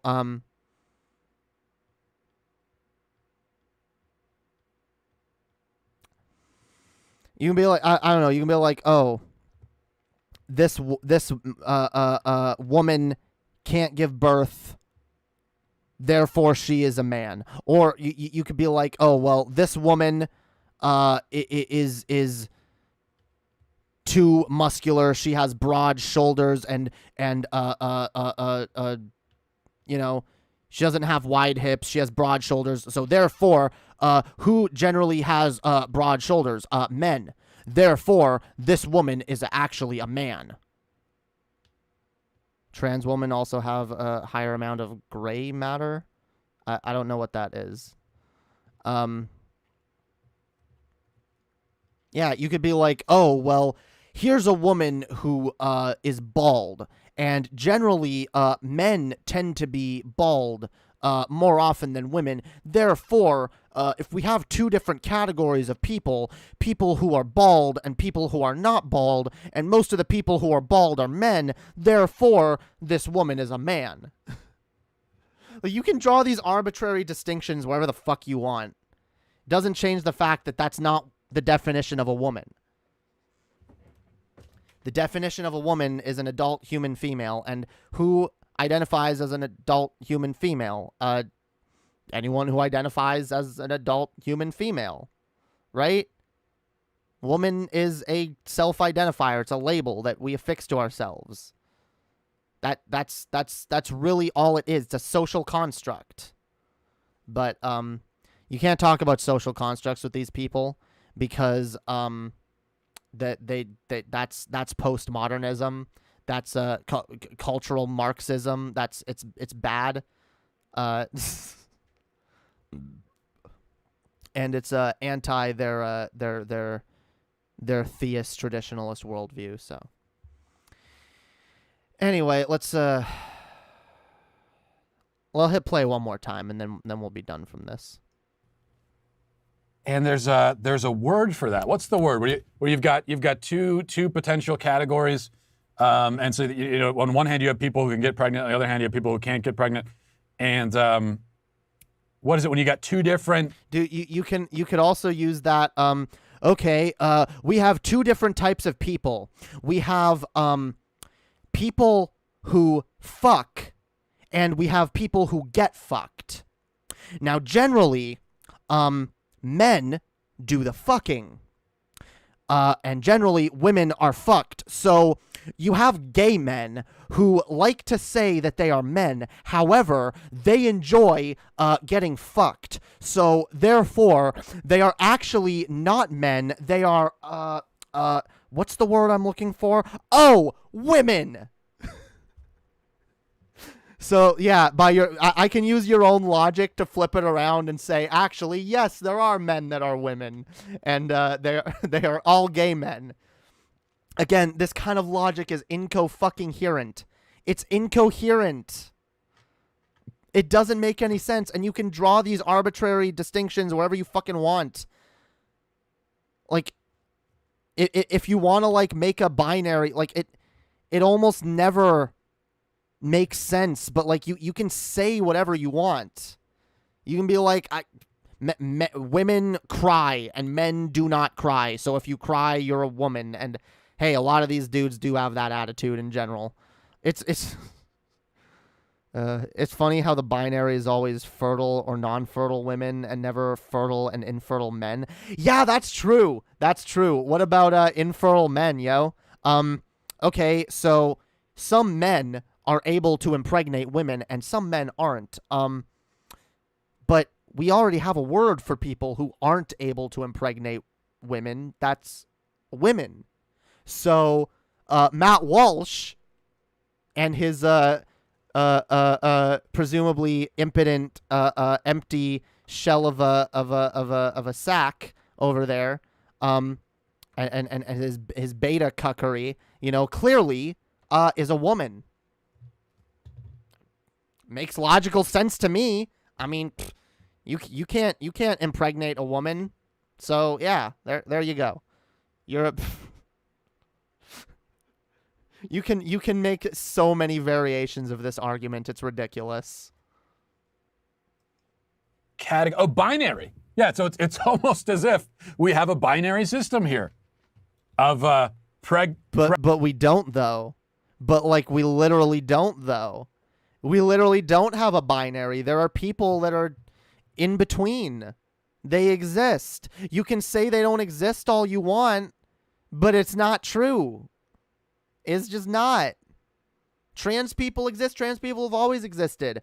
And see, at least fucking conservatives used to like, because they didn't used to care as much, because they were like, okay, well, trans people exist, but it's a serious medical condition. It's a psychological disease. It's bad. You know, you don't want to have that. But now it's just like, no, we got to go after like all trans people because, well, they're getting more prevalent in society. And Jamie, are you more dom or sub? I'm definitely more sub. But that doesn't mean, I don't feel like that means I like getting fucked in the ass necessarily. I just tend to be more submissive in general. Like, especially with a partner. But yeah, anyway. People who can get impregnated and people who can impregnate. That's almost what it seems like. I don't know. I got to think more about this, but all right, let's finish this up. Number 4 would be that we know a man's needs more than your average girl. The reason that being is because we've been on the other side, if you're catching my drift. I mean, true. A lot of trans women were socialized as boys, so and a lot of us like spent a lot of time around groups of guys, and you know, it can be easier to put yourself in that headspace because it's like, okay, I kind of do know what guys want, because I was socialized to be one and I was around them a lot, and you know, a lot of guys, I've been friends with a lot of guys who have made it very, very known what kind of things they are into, and yeah, some of them are creepier than others, but like yeah. This isn't a lot. How is he gonna twist this one? I don't even remember. I've watched this whole video, but I don't remember how he twists this one. Number 5, Hope. I feel like number 5 is because trans women are more feminine and make more of an effort. The reason that being is because we're making up for what we lacked in our previous life. True. And by the way, if he's going to sit here and say that there aren't men who absolutely do prefer women who are much more feminine and like, you know, go out of their way to be super femme, like he's lying, okay? Especially like trad dudes oh my God, like they want the most feminine bitch possible, okay? So don't fucking sit here and lie to me and tell me that like you that you don't care for that.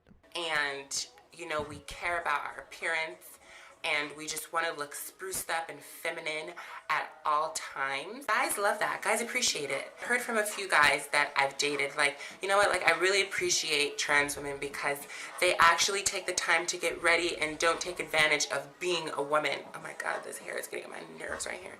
By the way, actually, like, take the time and effort to be feminine and to...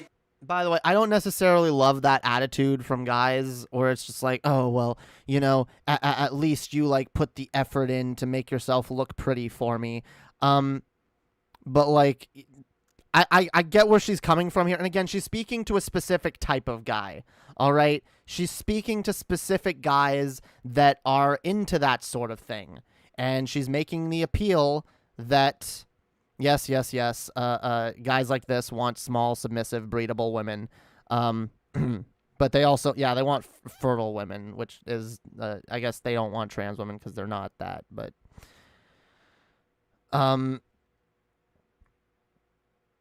so infertility is a private embarrassment, not a dereliction of your fundamental role, like it is for infertile women. This is dying out, however.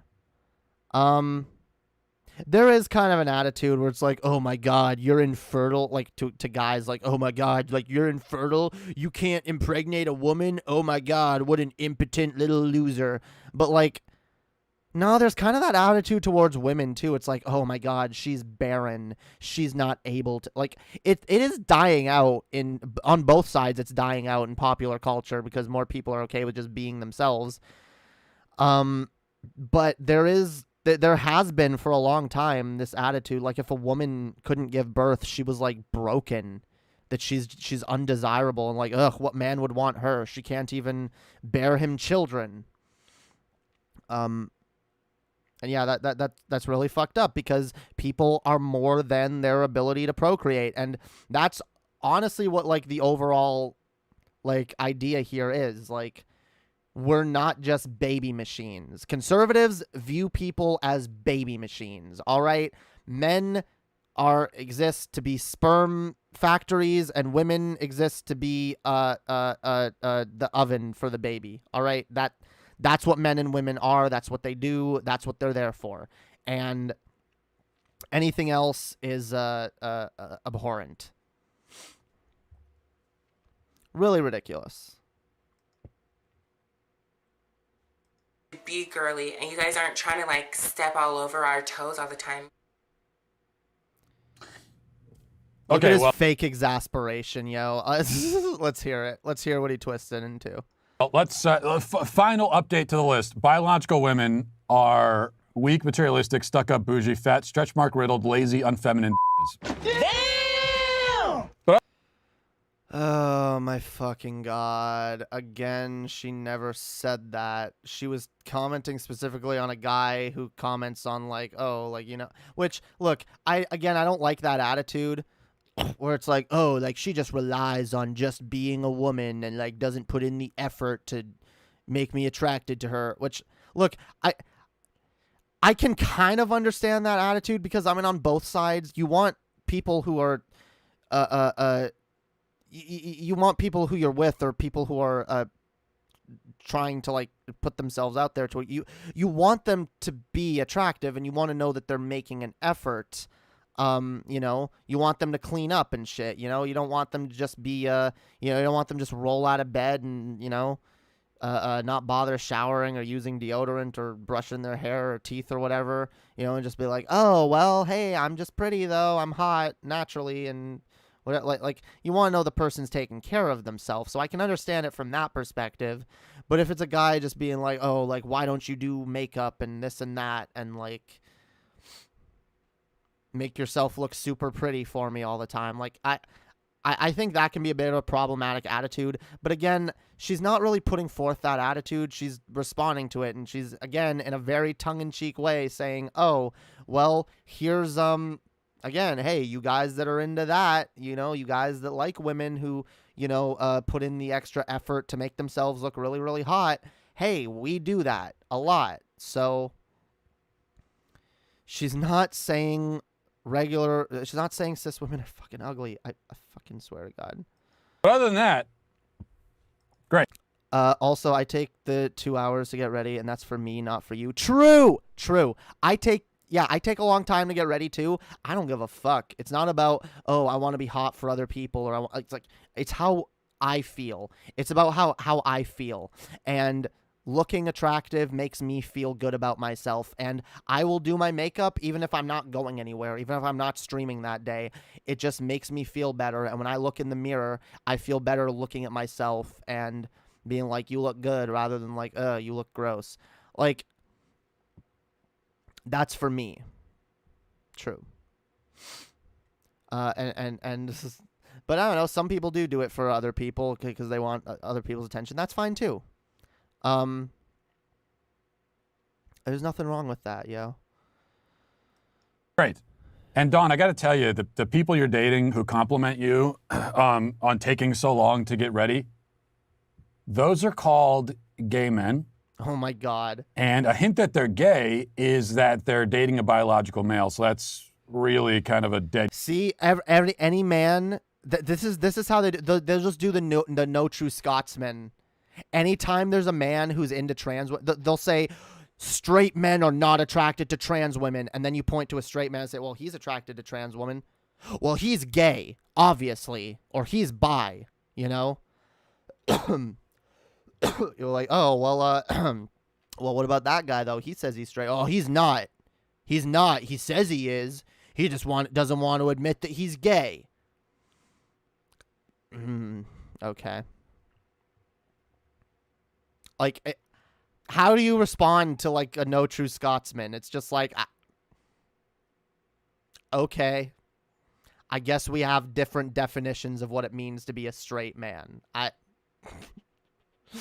Holy fuck. I'd giveaway right there. But if you need more. I love also like the stereotype again. Oh my God, that only gay men could appreciate like taking a while to get ready. I have look, and by the way, no, you know what? I'm going to use it as an example because, again, you guys do the no true Scotsman thing all the time. My dad is a fascist, and he would probably love Matt Walsh and everything he fucking spouts. So my father is identifies as a straight man, has his entire life, hates gay people and trans people with a goddamn passion. I've always suspected that there was something more going on there with his sexuality that he would never admit, but that's neither here nor there because, again, he identifies as a straight man and, says all the right anti-gay, trans, LGBTQ shit. So he's a straight man, and he takes a hell of a long time to get ready in the morning. I mean, God, my mother would always fucking bitch about it, that, like, he was every fucking morning, he would take so long to, like, shower and shave and do his hair and just every little thing. Like, he would, like, take, like, an hour to shave because everything had to be perfect. He had to look like fucking perfect. He took forever to get dressed and everything. Like, my dad, my straight father, all right? And I've known other men who do this. This is not just a exclusively woman thing or an exclusively, like, gay man thing. Like, that's so ridiculous. Like, these people, like, they think, like, any fucking little stereotype they think is, like, some kind of rule. I guess that's, like, the general idea of, like, essentialism. Like, everything is, like, some essential rule of this is how it is. And it's not. Nothing is ever always. That's bullshit. This is why I don't like generalizations, because it's just bullshit. No straight man anywhere ever is eager for their wife or their girlfriend to take more time to get ready. That's Again, just you don't know that. What if he's someone who takes a long time to get ready? Hey, I spend a lot of time smoking, especially before I'm gonna go somewhere, right? And I hate it because my ex, she'd be like waiting for me, and I'd be like, you know, goddamn, I wish she would take a little longer to get ready so that you know, she wouldn't call me out for taking too long to get ready, you know, so that I could be doing what I have to do like last minute to be ready, and then she's still you know, like I don't know, whatever. Well, hey, you think I'm a man, right? So, well, I guess he thinks I'm a gay man, so I guess yeah, I would fall into that category for him, so that's why. Holy fuck! Oh my god, yeah,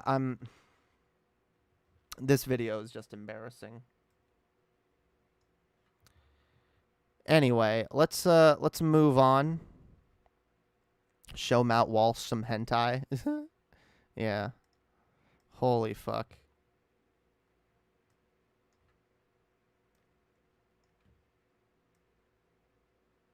All right. How's everyone doing in the chat, y'all? What up? How y'all doing? If anyone wants to donate, by the way, we still got a Streamlabs link. That shit really fucking helps me out. I hell yeah. Help me support this fucking channel, yo. If you can. Also, we got a decent number of Patreons. I'm really surprised. Like, I just put up the new Patreon, and we're already at about around the same amount that we had on the old Patreon, the monthly donation amount. So that's pretty fucking dope, yo. Pay the tip. You're all on the clock. yeah. Everyone's on the clock, yo. Nah, don't feel pressured to donate, anybody. All right, it helps me out. I appreciate it, but take care of yourselves first, definitely. Waiting for the rind of Zao Dadong to end my suffering like a good atheist dictator. You know what, Jacob LH? That's $1. That's $1 in the swear jar. All right, you did a manatee meme. That's $1. All right. You're on the clock now, yo. You're on the fucking clock. What?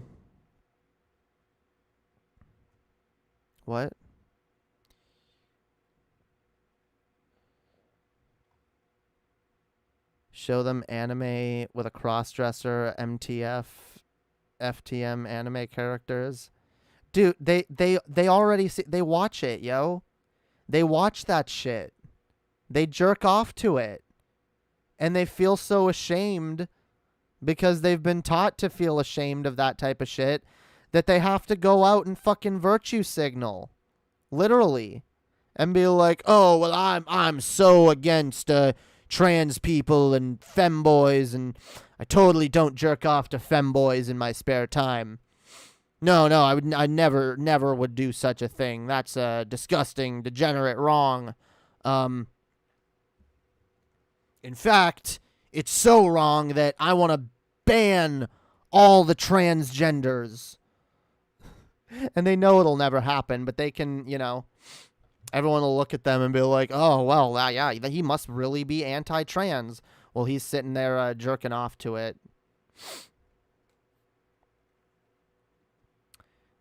Anyone else ever notice how conservatives use biological arguments but never actually speak with a biologist, anthropologist, or anyone who even specializes in such fields?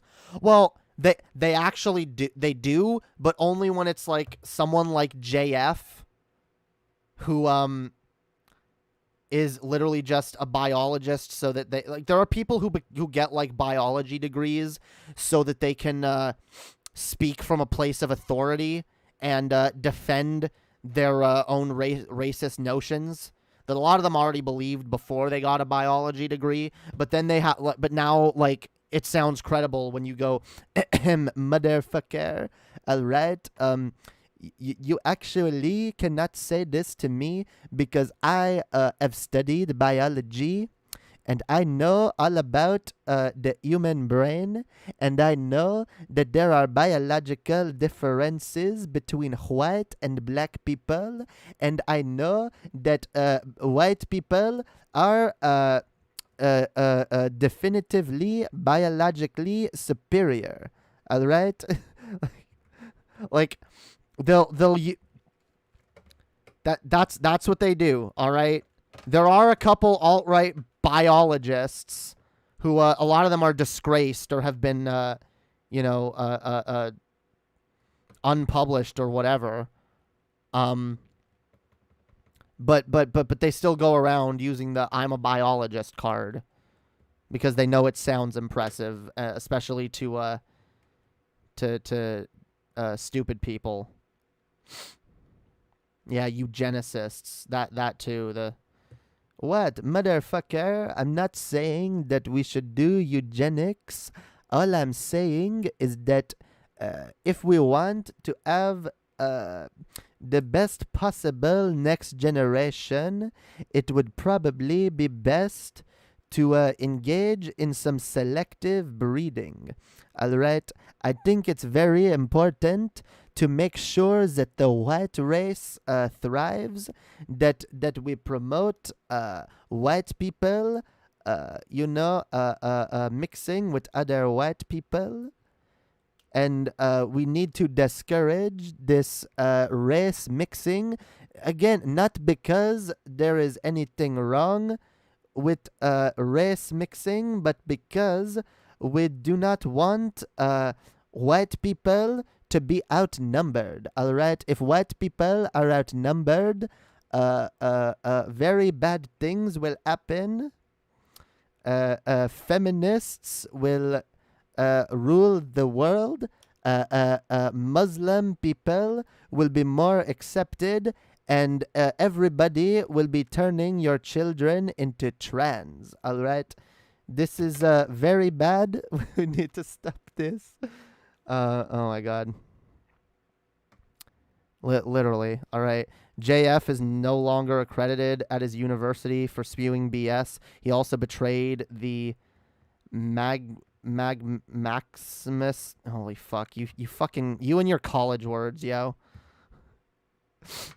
Everyone, eugenics was never a biology field, only a psychological field. It used biological terms to seem more credible.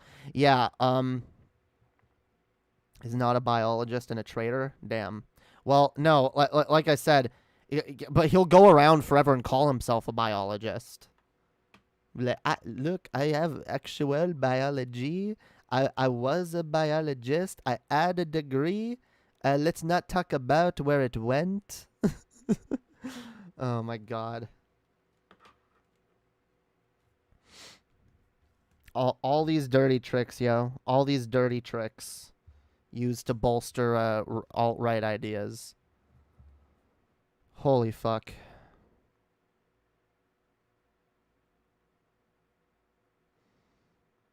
All right.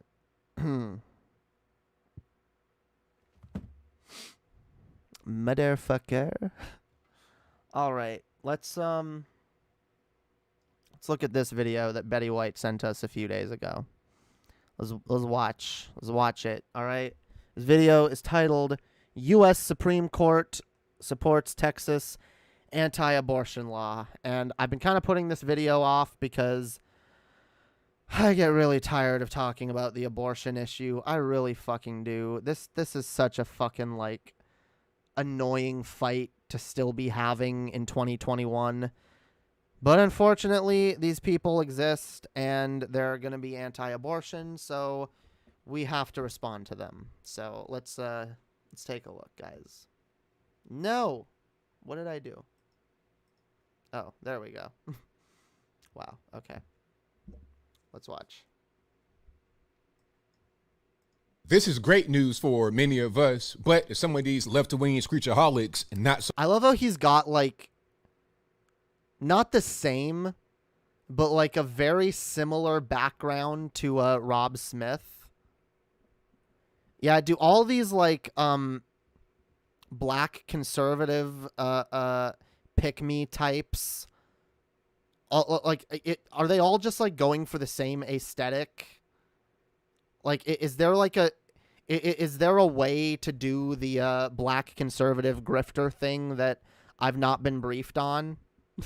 Is there a certain, like, all right, we have to have like bookshelves in the background. We gotta have like a bunch of books to show how well read we are. We gotta have some kind of like flag or like pro-American type imagery or some shit. It's okay. And what is this flag? Is this the I know, isn't this half the what the thin blue line thing, the pro cop flag, or is this something else? Like I don't even know what these fucking flags are that he's got. I don't know, maybe someone can tell me what they mean. All right, let's hear what he has to say. So much. Well, he's got a professional looking intro, I guess. How's everybody doing? My name is Anthony Brian Logan, and today we got to talk about the U.S. Supreme Court and the 5-4 decision with all conservatives voting. It's the Blue Lives Matter flag, yeah. Well, what's the other half of it? Like the red with the, like, what? Or is it like, is that just like an artistic choice, or does that mean something too? These days, flags usually mean something, so. Yeah. In the affirmative, all the liberals voting negative.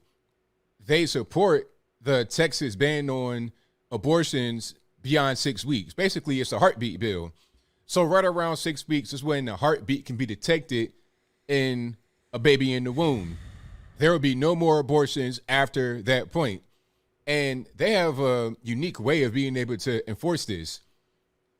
If anyone engages in an abortion, like let's say, for example, a doctor, obviously, if you want to perform an abortion past 6 weeks, boy, there's a civil penalty. You can be sued by a random person for doing that. If you are an Uber driver or just a regular person, knowingly taking a woman to an abortion appointment past the 6 week period, you can be sued as well. And seriously?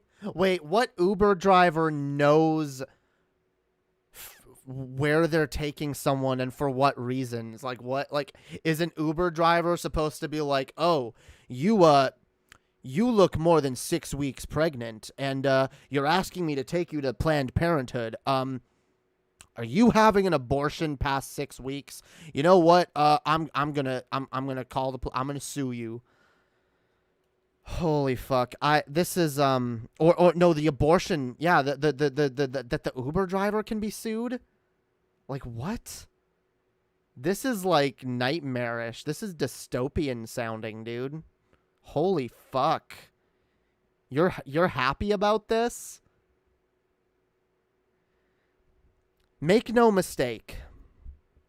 These liars and grifters and dishonest pieces of human trash do not care in the slightest about babies. They don't. They don't. If they did, they would support legislature that supports parents and, you know, gives money and resources to parents of low incomes. They don't do that because they don't give a shit about children. This is all this is all about being anti-woman. That's what this is. This is about controlling women and their sexuality. Make no mistake, that is what this is. That is what this has always been. That is what this will always be. Nobody actually cares or believes that, oh my God, like a fetus being aborted is like a precious life, and this is so horrible and bad. I love it because the right loves to call out the left for virtue signaling constantly, but this is one of the biggest virtue signals that conservatives will engage in. It is one of the biggest absolute fucking performative fucking virtue signals that has ever existed in American fucking politics. This, we're just worried about these poor babies, these fetuses being killed. What?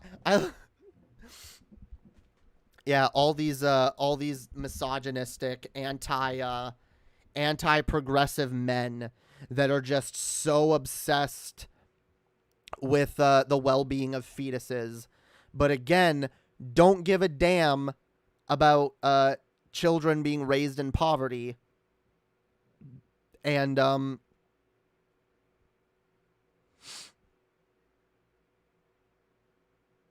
yeah, they don't give a damn about children being raised in poverty, and at every fucking turn, these people, their cause is not it's anti-woman. It is absolutely anti-woman. And you can see with like the level of like vitriol and disgust they talk about this with. It's not like these baby killers. What they're really mad about is like these women, these promiscuous women that are fucking men. And they're not fucking me, goddammit. Again, it's more of this impotent male rage. I think the max penalty on that is $10,000. So this is a great thing in my humble opinion. Shout out to Trump first and foremost here. Nothing about you or your opinion is humble, first of all, and I know you think it's a great thing. You probably think that you probably think that women being forced out of education and forced to cover up is probably also a good thing. Because if not for Trump appointing Amy Coney Barrett, Brett Kavanaugh. Yeah, you're a person until you're born. Then you're a citizen, so you're on your own and better learn to pull yourself up by your baby bootstraps. Yup. It's like, oh, well, this is a human life, and we care about human lives. But, yeah, the minute you're a fucking American citizen, it's like, well, we don't got the money for that, so fuck off. It's so gross. And Neil Gorsuch, we may not be right here right now. All right. If you had Hillary Clinton in there and she was able to appoint not one, not two, but 3 Supreme Court justices, this probably would not happen. Now, before I go down. True. And yeah, that's kind of why I love he's making my point to me, the point that I try to make about harm reduction to lefties that go, no, but I don't want to vote for a Democrat. No, that's true. Okay? If Trump wasn't able to appoint 3 conservative judges, that might not have happened. Our liberties are at stake because a fascist was voted into office to own the libs. We own the libs, guys. We own the libs and lost the civil liberties of every woman in Texas. Hope it was worth it, guys. Hope it was worth it to trigger those SJW snowflakes. Down into that rabbit hole, let's back up a little bit and explain what's happening. Now, the Texas legislature went ahead and passed this, okay? And it was a whole big battle that went all the way to the U.S. Supreme Court. Remember when all those Texas Democrats fled and went to D.C., and then they're talking about, oh, we don't need masks, we all got the shot, and then half of them caught the virus from the plane ride? But anyway, different story. They left Texas because... Wait. And then they're talking about, oh, we don't need masks, we all... And went to D.C. Wait, Texas Remember when Democrats. all those Texas Democrats fled and went to D.C., and then they're talking about, oh, we don't need masks, we all got the shot, and then half of them caught the virus from the plane ride? But anyway, different... I actually don't remember that, but okay. I guess I'll take you at your word for that. Yeah, I don't know about that, but that doesn't... I don't know what point that goes towards proving. Story. They left Texas because they didn't want to vote on the heartbeat bill or the voting rights bill. Both things passed, the voting rights, the secure voting rights for Texans, just to make sure everything... If that happened and Democrats left Texas so they wouldn't have to vote on that, that's pretty fucking stupid. But again, you don't seem all that fucking credible with your Blue Lives Matter flag and your book about how Marxism is bad, and your general disregard towards women's autonomy over their own bodies. So yeah, I'm actually not gonna believe you when you say that. Just a heads up. Everything's on the up and up, and the fraud can't happen the way it allegedly happened the last time. And then you have the heartbeat bill, which prevents pregnancies from being terminated past 6 weeks. They were trying to stall those things out, and I guess they were successful for a brief period of time. But at a certain point, they had to come back, and those things went ahead and passed. So shout out to Texas for doing that. Shout out to Greg Abbott and their entire legislature. Now, I don't think Roe v. Wade has been done away with. And forgive me if I'm not saying this correctly. No, it hasn't, by the way. And it could actually be pushed. Apparently, Pelosi was talking about the possibility of making Roe v. Wade like a federal mandate, which if they could get that done, that would be pretty good, because then these states wouldn't be able to do this anymore. Yeah, which, by the way, again, if people want abortions, they're going to get abortions. All you're doing is strengthening the black market for this and making abortions unsafe again, which, congratulations. You're like, as if Texas didn't have enough issues. Now you're going to have a black market abortion market, or an abortion black market. You're going to have a black market abortion problem, okay? Congratulations. But I don't think Roe v. Wade was ever law. It was just a decision, but not law. As far as Texas, this is law, at least in the state of Texas, that has been supported by the Supreme Court. Roe v. Wade, I think it was a decision, not necessarily a law.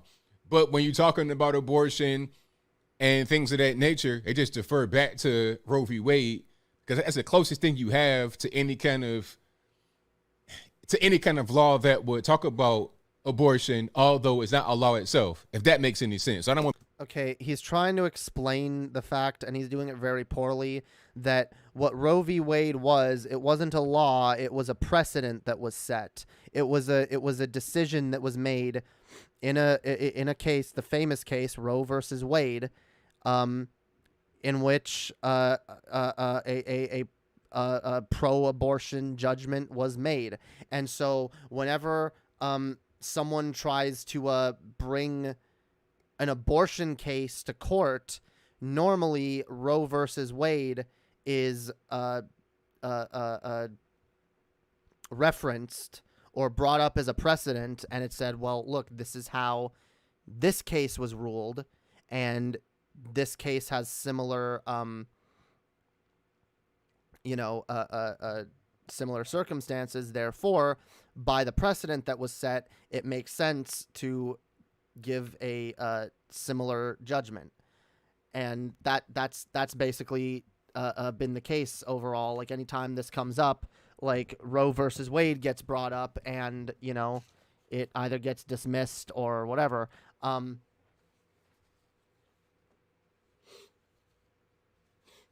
he's saying, well, okay, well, Roe versus Wade wasn't a law, but this is a law, which doesn't really mean anything. Like, okay, Roe versus Wade wasn't codified into law, but this is, so this is somehow superior. Again, we could potentially mandate Roe versus Wade, like make it like,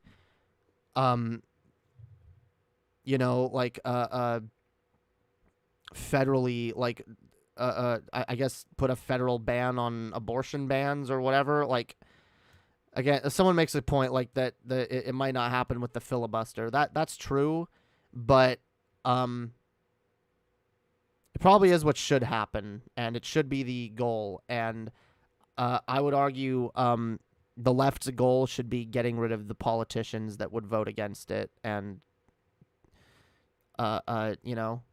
trying to codify that into federal law so that this states' rights bullshit doesn't get to fly anymore.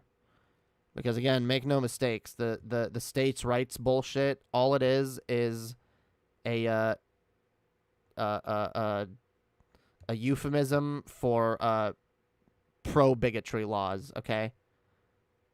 It's like, what? I'm not anti-woman. I'm pro-states' rights. What? I'm not pro-segregation. I'm pro-states' rights. They're still doing the same shit.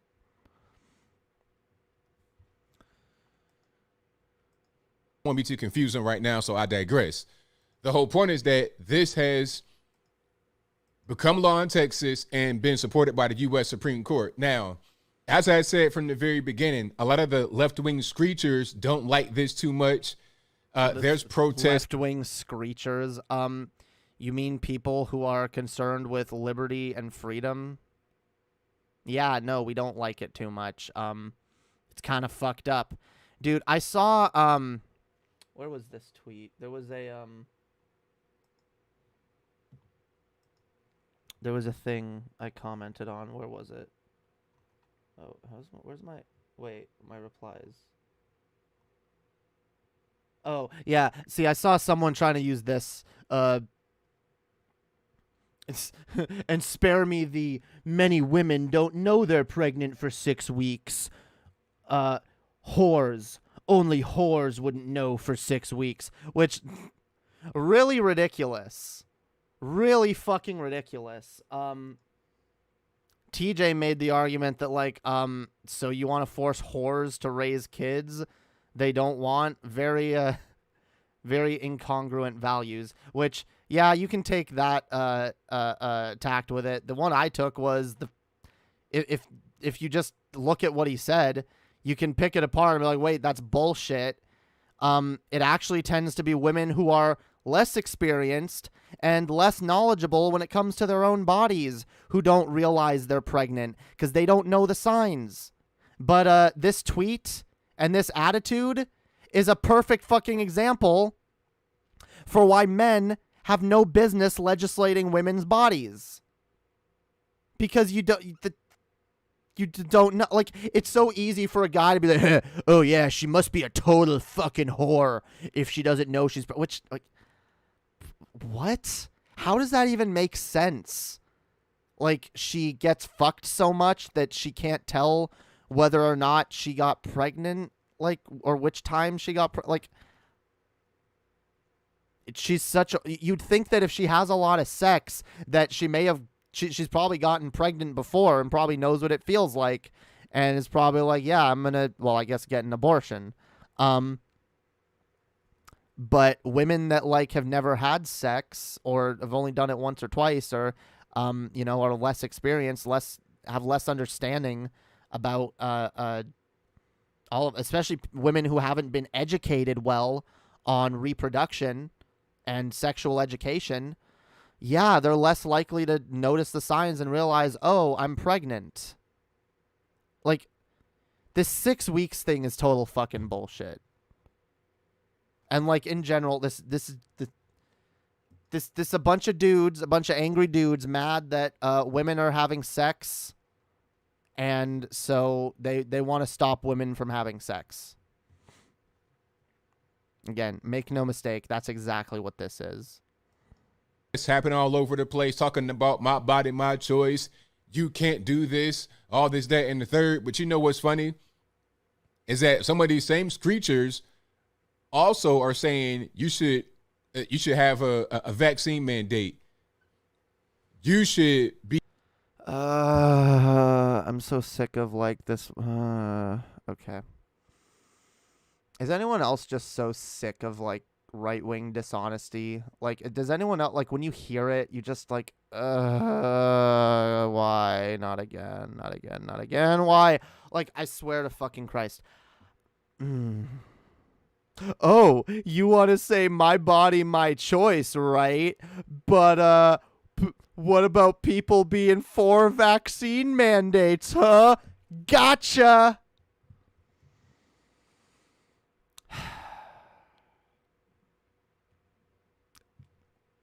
Difference is that one involves someone's autonomy over their own body, which doesn't affect others externally. The other is a fucking pandemic that's killing people.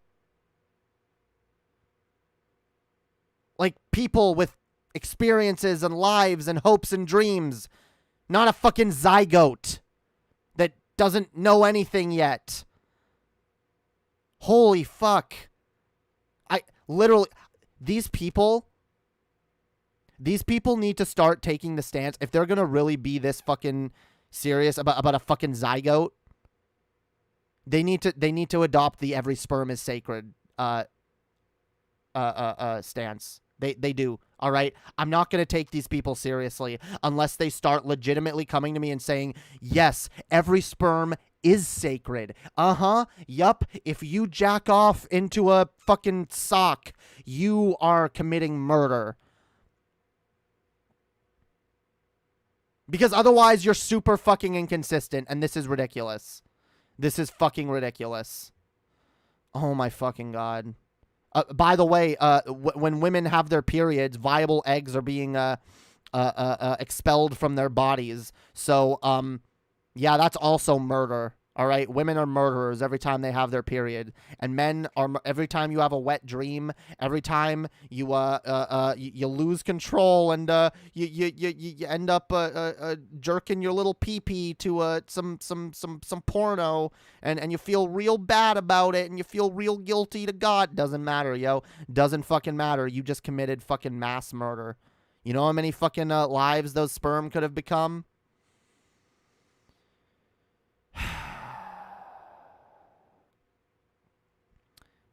If we want Jamie to react to a liberal, we need to find cringeworthy liberals. I guess maybe David Pakman. I haven't seen David Pakman say that much cringe, honestly.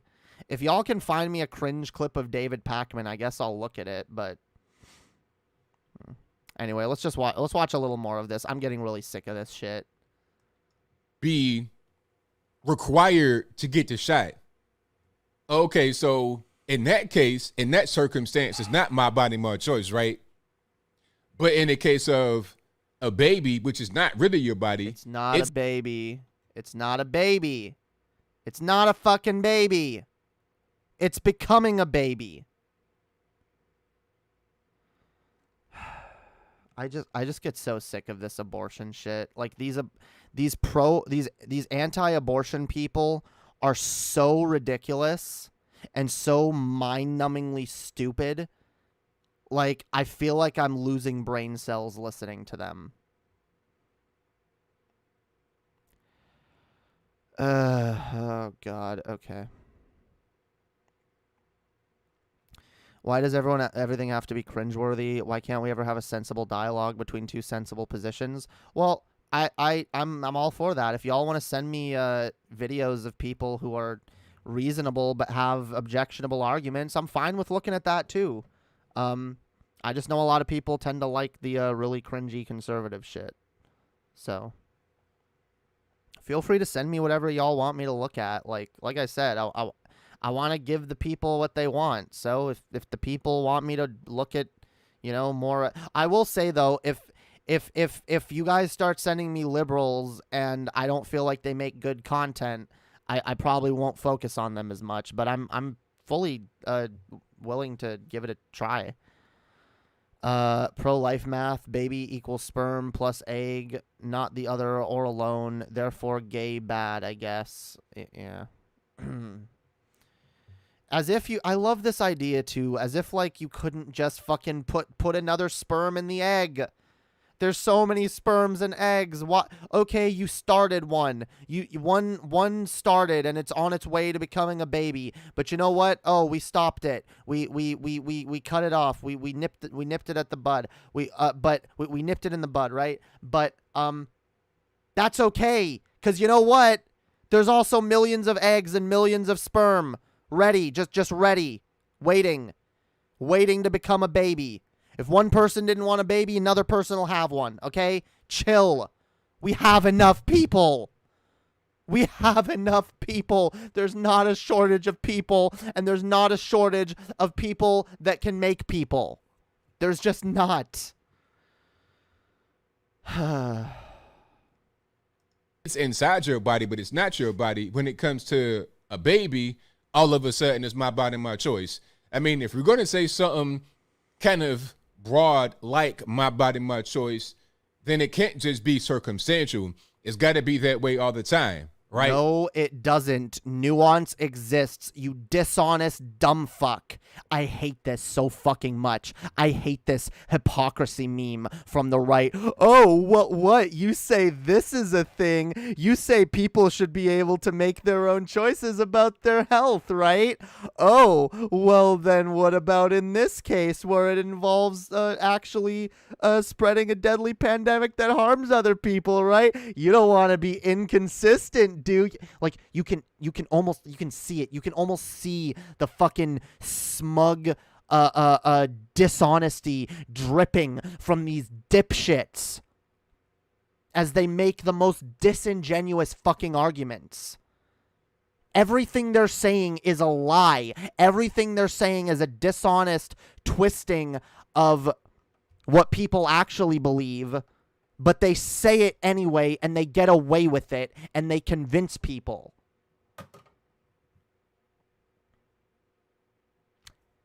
Guys, hypocrisy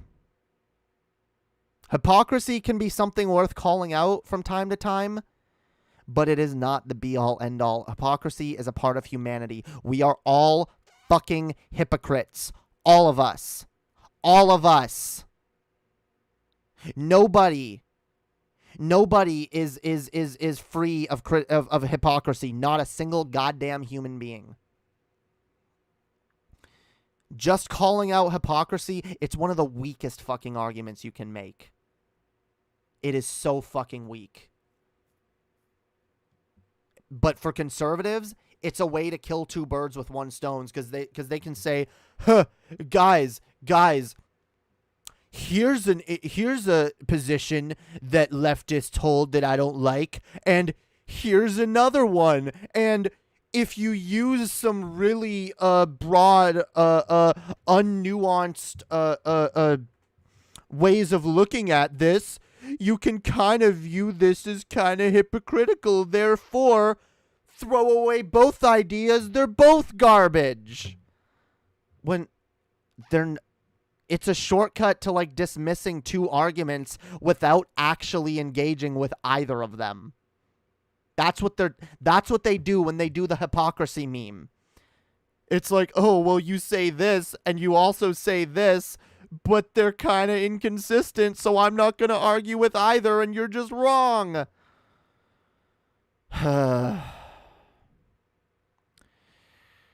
If we're all hypocrites and pointing out hypocrisy is a weak argument, why shout over hypocrisy like a few minutes ago?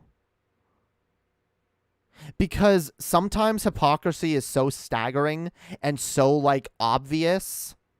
Like, I'm not saying hypocrisy is never valid to call out, but when your entire argument hinges on it, yeah, that's not valid. If I think I did call Matt Walsh a hypocrite at some point when I was doing that segment. The reason I was making many arguments, right?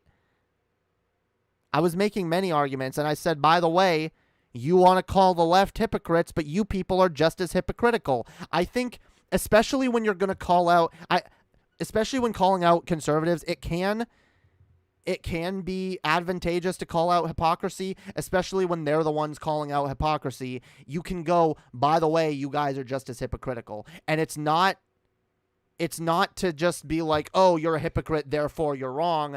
It's to bolster if it's bolstering the argument that you're making or pointing out the hypocrisy in their hypocrisy, calling it, right? That's fine. But when your only argument is you're a hypocrite, therefore both your arguments are wrong, that is weak sauce. That is so fucking weak. You see what I'm saying?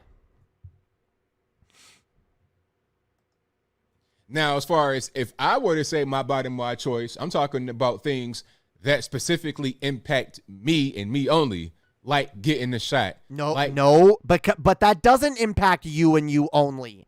That impacts the people around you. That impacts society as a whole. That affects the herd immunity. That is not the same fucking thing. I know you think you're brilliant. I know you think you just came up with the ultimate fucking trump card of arguments, but the only trump that your argument is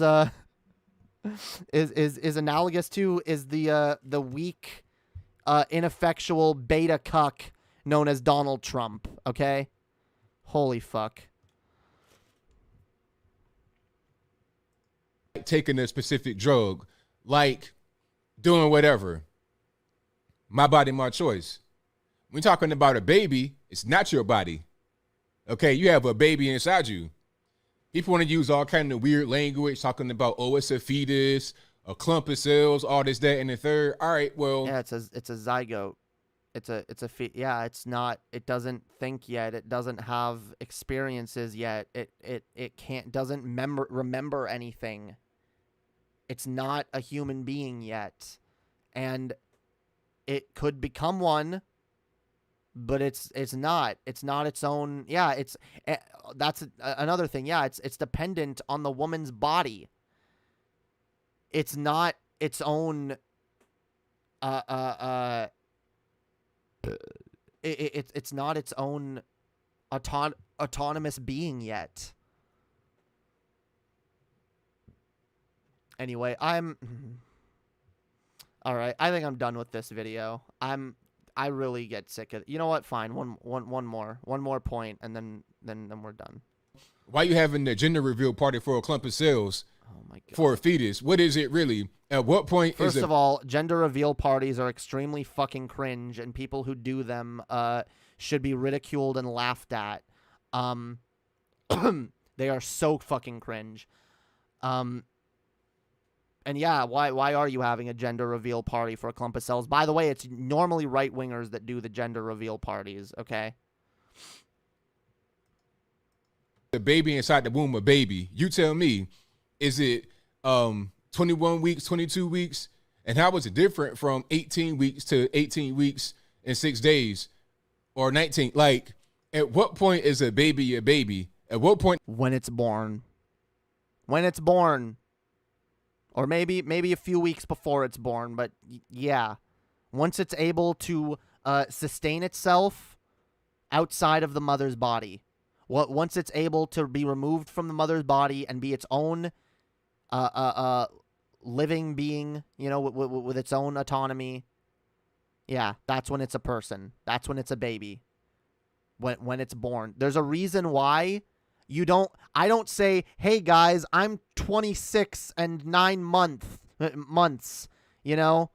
You don't say, oh, a baby that was just born, it's their first birthday, they're 1 year old.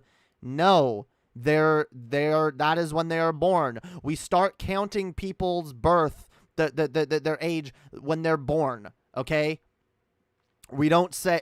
You don't say like, oh, 6 months after a baby's born, oh yeah, they're a year old, a year and a half old.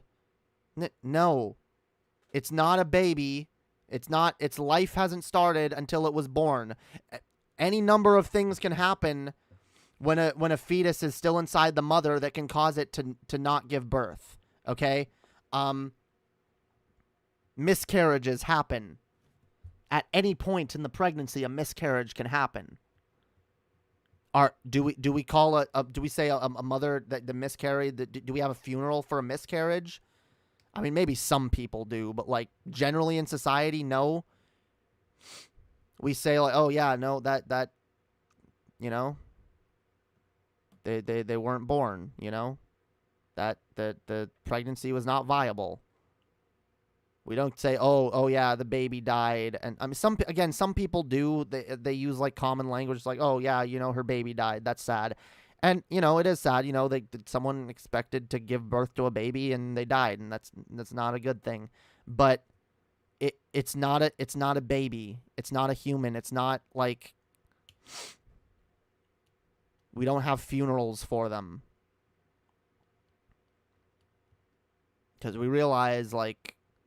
Until they're actually born, there's not 100% guarantee that the fetus is even 100% viable, that it's going to survive, that it's going to be born. In fact, that we used to have like way higher infant mortality rates when it came to women giving birth. It's only thanks to like modern medicine that the majority of pregnant women give birth to babies. At least the majority of pregnant women that intend to go through with those pregnancies. That didn't used to be the case. In fact, a lot of women would die giving birth in the past too. So this like modern medicine has changed a lot of the way we look at pregnancy. A lot of women would get pregnant and be like, oh, there's a very real possibility that I will die in childbirth, leaving my husband to have to raise this baby on his own. That was just a commonly accepted possibility. And it was also the possibility that, hey, there's every possibility this baby won't be born. This fetus isn't going to survive. And, you know, it's...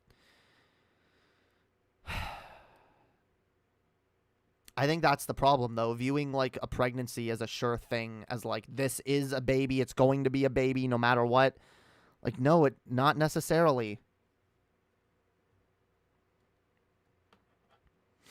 Anyway, yeah, I think I'm done with this video. I'm done, yo. In fact, I'm just gonna chill with y'all for the rest of this stream. Pro-life until it's out of the womb. Yep. You want pro-life hypocrisy? All pro-lifers should, on principle, support birth control, gay sex, and gay adoption. Yep. That's what I'm saying. Like, they just gesture towards hypocrisy and go, huh, look, oh, you're a hypocrite. And they don't even, like, respond to the arguments. Whereas we can dismantle their arguments and point out, by the way, they're total fucking hypocrites. Jamie, did you know the photosensitive maximum integration has quantum derived the Oculus Sinister? Wait, are you just stringing random words together? You're either stringing random words together or you're giving me shit that's like way above my pay grade. So either way, I don't know what to respond to that, and I'm not going to. I love you, but nah, I don't know what you're saying. I was actually in a private relationship with Marlon Brando. Okay.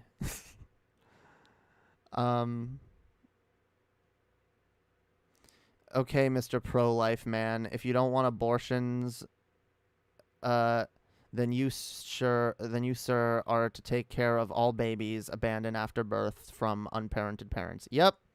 It's random words. Okay. You don't do that. That's mean. That's mean. Okay. Yay, drugs. Yeah, yo, drugs.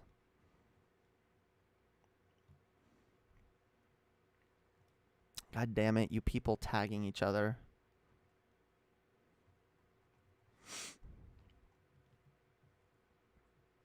But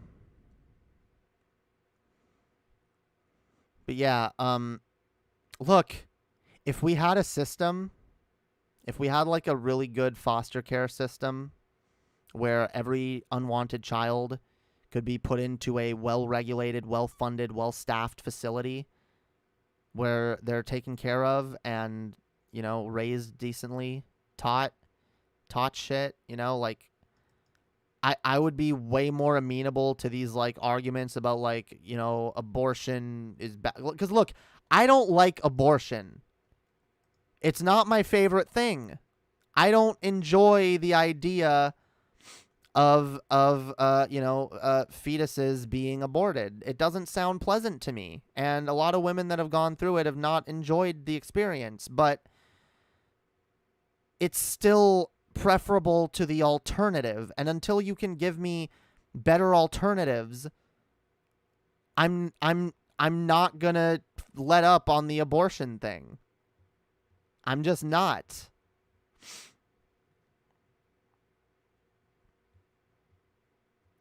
If they don't like Plan B, they better get behind Plan A, birth control that prevents conception, instead of Plan A being abstinence because church morals and secular society don't mix. See, that's the problem, though.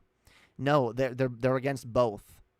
See, yeah, abortion is a Plan B, or even a Plan C for a lot of people. You know, Plan A is the condom. Plan B is literally the Plan B pill, morning after pill or whatever. And then it's like, shit, all of that didn't even work. Well, I guess I have to get an abortion because I'm not ready to be a parent. And by the way, here's the secret that conservatives hate, will never admit, and will vehemently stand in opposition to, but it's so fucking true.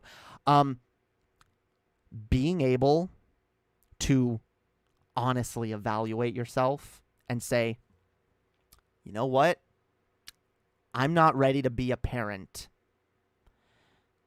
That is an ultimate sign of maturity. Because you know what? There was a time I was a lot younger and more immature at times where I was like, I'm absolutely going to be a parent. And you know what? I'm going to be a parent just so I can show my parents how wrong they were. I'm going to be an amazing parent. I'm going to prove them wrong. That was an immature ass reason to have a child. And if I went through with that, I would have been extremely immature and childish. But a lot of these people, that's exactly what they do, by the way, is like, oh, I'm going to have a parent. I'm going to have a child. I'm going to show my parents. I'm going to be better than they were. I'm going to prove them wrong. That's not a reason to have a child. That is immature, childish, and really irresponsible, okay? Getting to a point in your life where you're able to look at yourself and say, yep, I think I've reached that emotional maturity. I think I've reached a place of financial stability. I think I'm able to do this, you know? That's a sign of maturity. That's a sign of being a mature fucking adult who is able to evaluate in themselves whether or not they are even fit to be a parent. The right will try to twist it for you and make you think, oh, no, like these people are actually like, they're a bunch of children that never want to grow up. A lot of these dipshits have never grown up. Do you think Matt Walsh acts like a fucking grown-up? No, he acts like a petulant child who gets angry and triggered when something in media happens that he doesn't like. It's sad.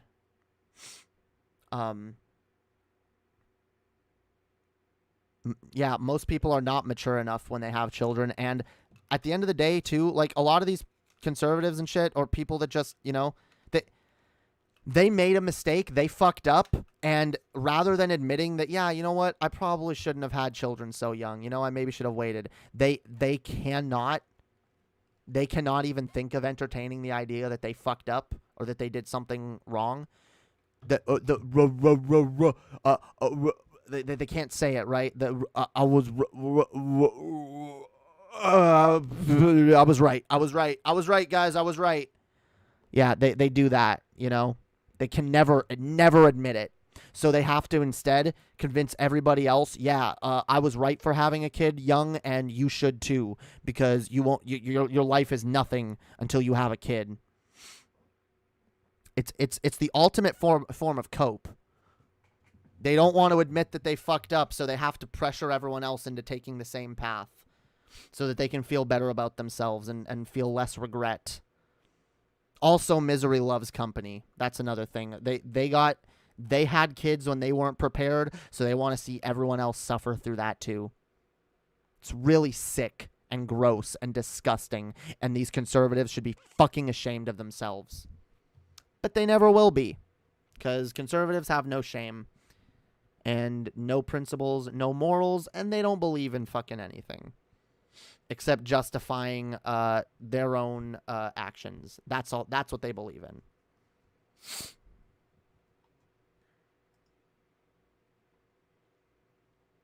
Objectively.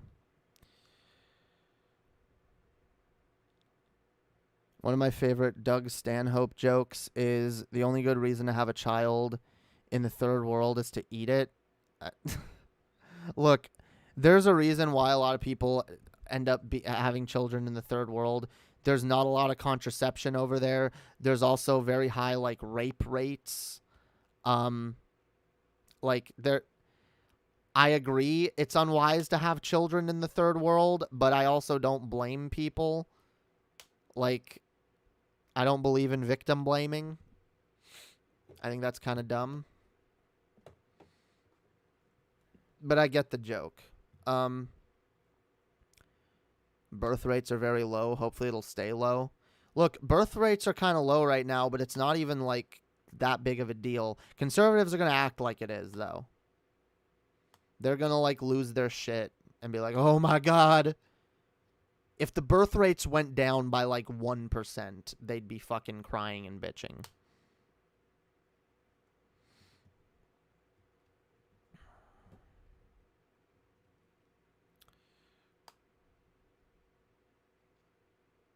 What?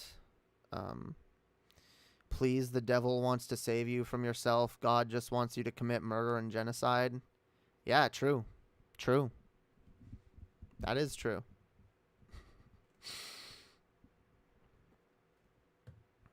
God damn it. You know, when I'm sitting talking to the chat, I'm trying to like find comments to respond to. It's hard to respond to you guys when you're talking to each other. So I end up just having to ignore those comments. Immigration is great. Cheap labor without the cost of education and welfare for children. Dude, yeah, so I was watching someone recently who made the point that, like, they try to say, like, oh, illegal immigrants are taking our jobs and getting on welfare. That's not even fucking true. Illegal immigrants are actually a benefit, especially to like the rich fucks that a lot of these conservatives support, because yeah, it's free labor or cheap labor, and they can't get on welfare.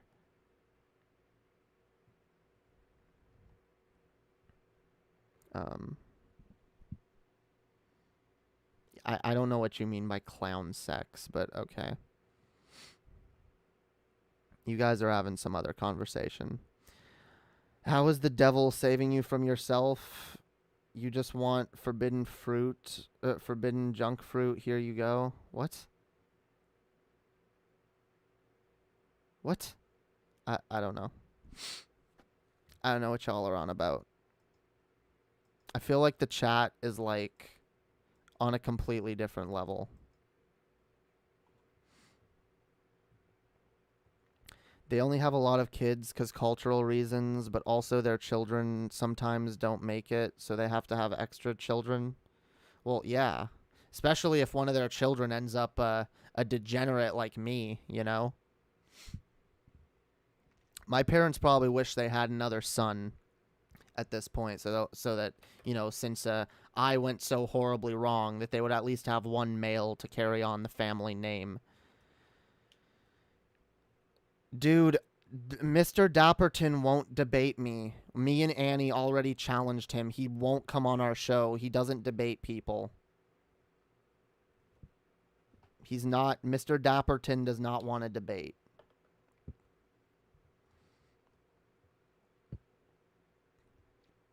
You said God's a something or other while the devil is saving you from yourself. I don't know. Someone in the chat said that.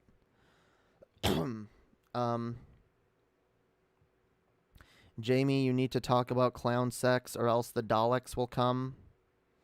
The Daleks are already here, okay? The Daleks are already playing the long game. And it's called the alt-right playbook, okay? What about that smelly clock guy? He's like adamant that he wants to debate me, but he's also adamant that it has to be on his time, on his channel. And yeah, I'm just not normally awake when he's streaming. And I also don't like to have conversations that way. I like to, you know, plan it in advance and be like, okay, we'll talk at this time.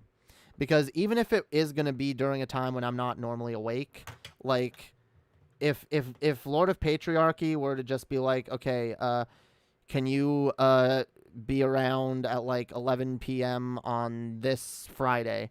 I would be like, well, I'm normally not awake around that time, but I guess if it's planned, I'll make a special effort to be there for that time. But I can't just like there has to be some notice. There has to be some planning. I'll talk to anyone. I don't do debates, and I've made this clear. I do not engage in debates. I engage in discussions, and I will have a discussion with anybody. But the minute it turns into a yelling match or some debate bro bullshit, the minute I'm not going to continue it. If you know your child is likely to have a shitty life, you're wrong to create them. Maybe you're not totally to blame, but no one is totally to blame for anything. It should still be discouraged. I absolutely fucking agree. The problem is a lot of parents, a lot of people in general don't want to admit fault to anything, but a lot of parents especially don't want to admit fault in having a child when they weren't ready. They want to justify it. They want to use post hoc justifications. And, you know, they want to completely justify their actions. They want to, you know, they can't even hint at the idea. And people like my parents, especially, who take it to a ridiculous place. My mother views it as like the worst thing ever to tell a child that they were like an accident, not even a mistake, but an accident. Like, my parents believe there is no accidents when it comes to children. Which, by the way, this is another thing that's at the core of a lot of these right-wing arguments that they don't say anymore out loud because they know it makes them sound crazy. But a lot of them believe that each child is specially knit together in the mother's womb by God, and you know, that you wouldn't be pregnant unless God wanted you to be pregnant, so you are going against God's will by having an abortion. The problem is, again, like, most mainstream conservatives aren't going to use that argument anymore because Christianity is no longer mainstream. Like, it's no longer a mainstream given that everyone is a Christian, so those arguments just make them look crazy now. Which they are crazy and incoherent. But it's what a lot of them will believe, and it's why a lot of them will never change their position and will just keep moving the goalpost and looking for other reasons to justify it, because, yeah, every child is a mistake. We aren't we all sinful or something due to hereditary conditions from our ancestors got from eating mutagenic fruit? Yeah, aren't we all? No. I don't know, like, my mother, I guess because my mother has, like, a complex because her parents told her once that, yeah, they didn't intend to have her. They only wanted 2 children, and she kind of was an accident, but they still loved her, you know? And they made that clear. But my mother has a complex now where it's like, you said I was an accident. I'll never make my children feel that way. And so, like, I would get yelled at if I got yelled at once, and, like, I got my ass beat because I told my sister that she was a mistake when I was, like, angry at her. And, like, I've always, like, got the idea, like I know it's not just my mother. There are a lot of people who have that attitude where it's like, no, every child is a beautiful gift from God, and there's no such thing as a mistake child. They're all wanted. And the problem is, you can say all children are wanted all you want, but that's clearly not the case, and not all children are treated as if they're wanted. So it's kind of a lie.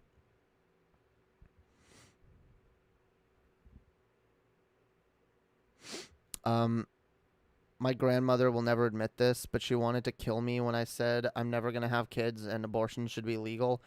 Oh, yeah, no, like, my mother hates the fact. In fact, I told my mother before I came out as trans that I'm probably not going to have children.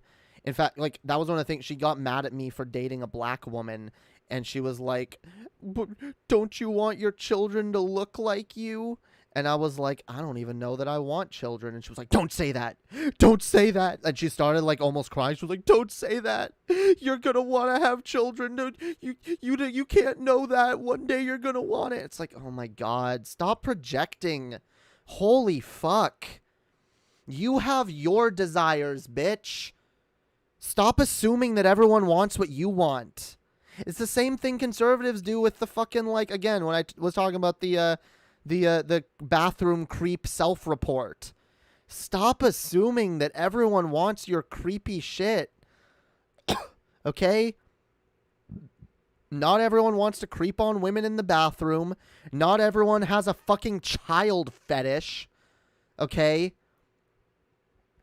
Not everyone is desperate to be a fucking parent. Holy fuck. You can want the things that you want, by the way. No one's telling you they're bad. But, like, conservatives go so far. They want to, like, mandate their own preferences onto everyone else. And that's where it gets fucking ridiculous. Jamie, would your mom get mad if you dated a Mexican person who wanted Canadian citizenship? My mom would get mad if I dated any non-white person.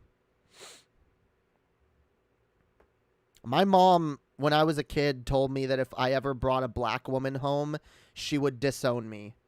And then, you know, she obviously, like, performatively softened up on it later because she didn't, like, disown me when I started dating a black woman, but she did start to use the dog whistles and the, you know, oh, you know, like, don't you want someone prettier?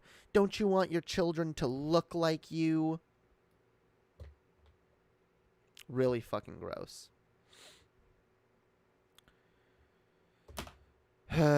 Speaking of right-wing conspiracy to control us as slaves to Christianity, isn't the "you're all special and made for a purpose" thing meant to impose destiny?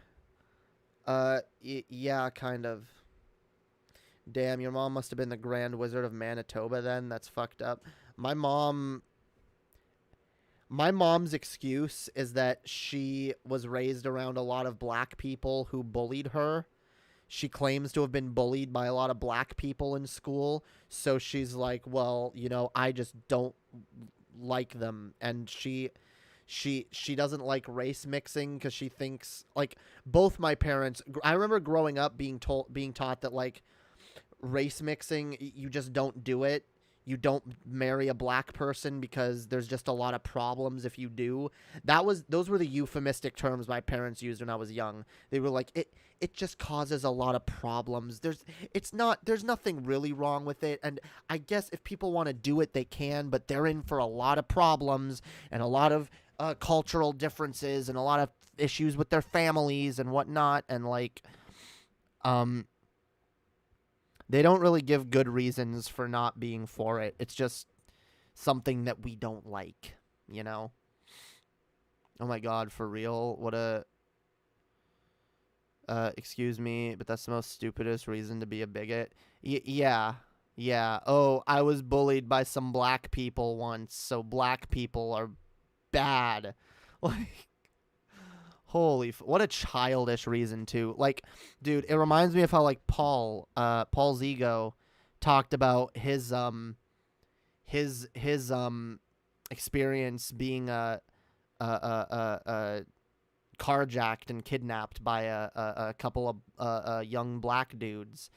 And he talked about how he kind of did have a bias against those dudes against black people for a while. And he kind of felt uncomfortable around them.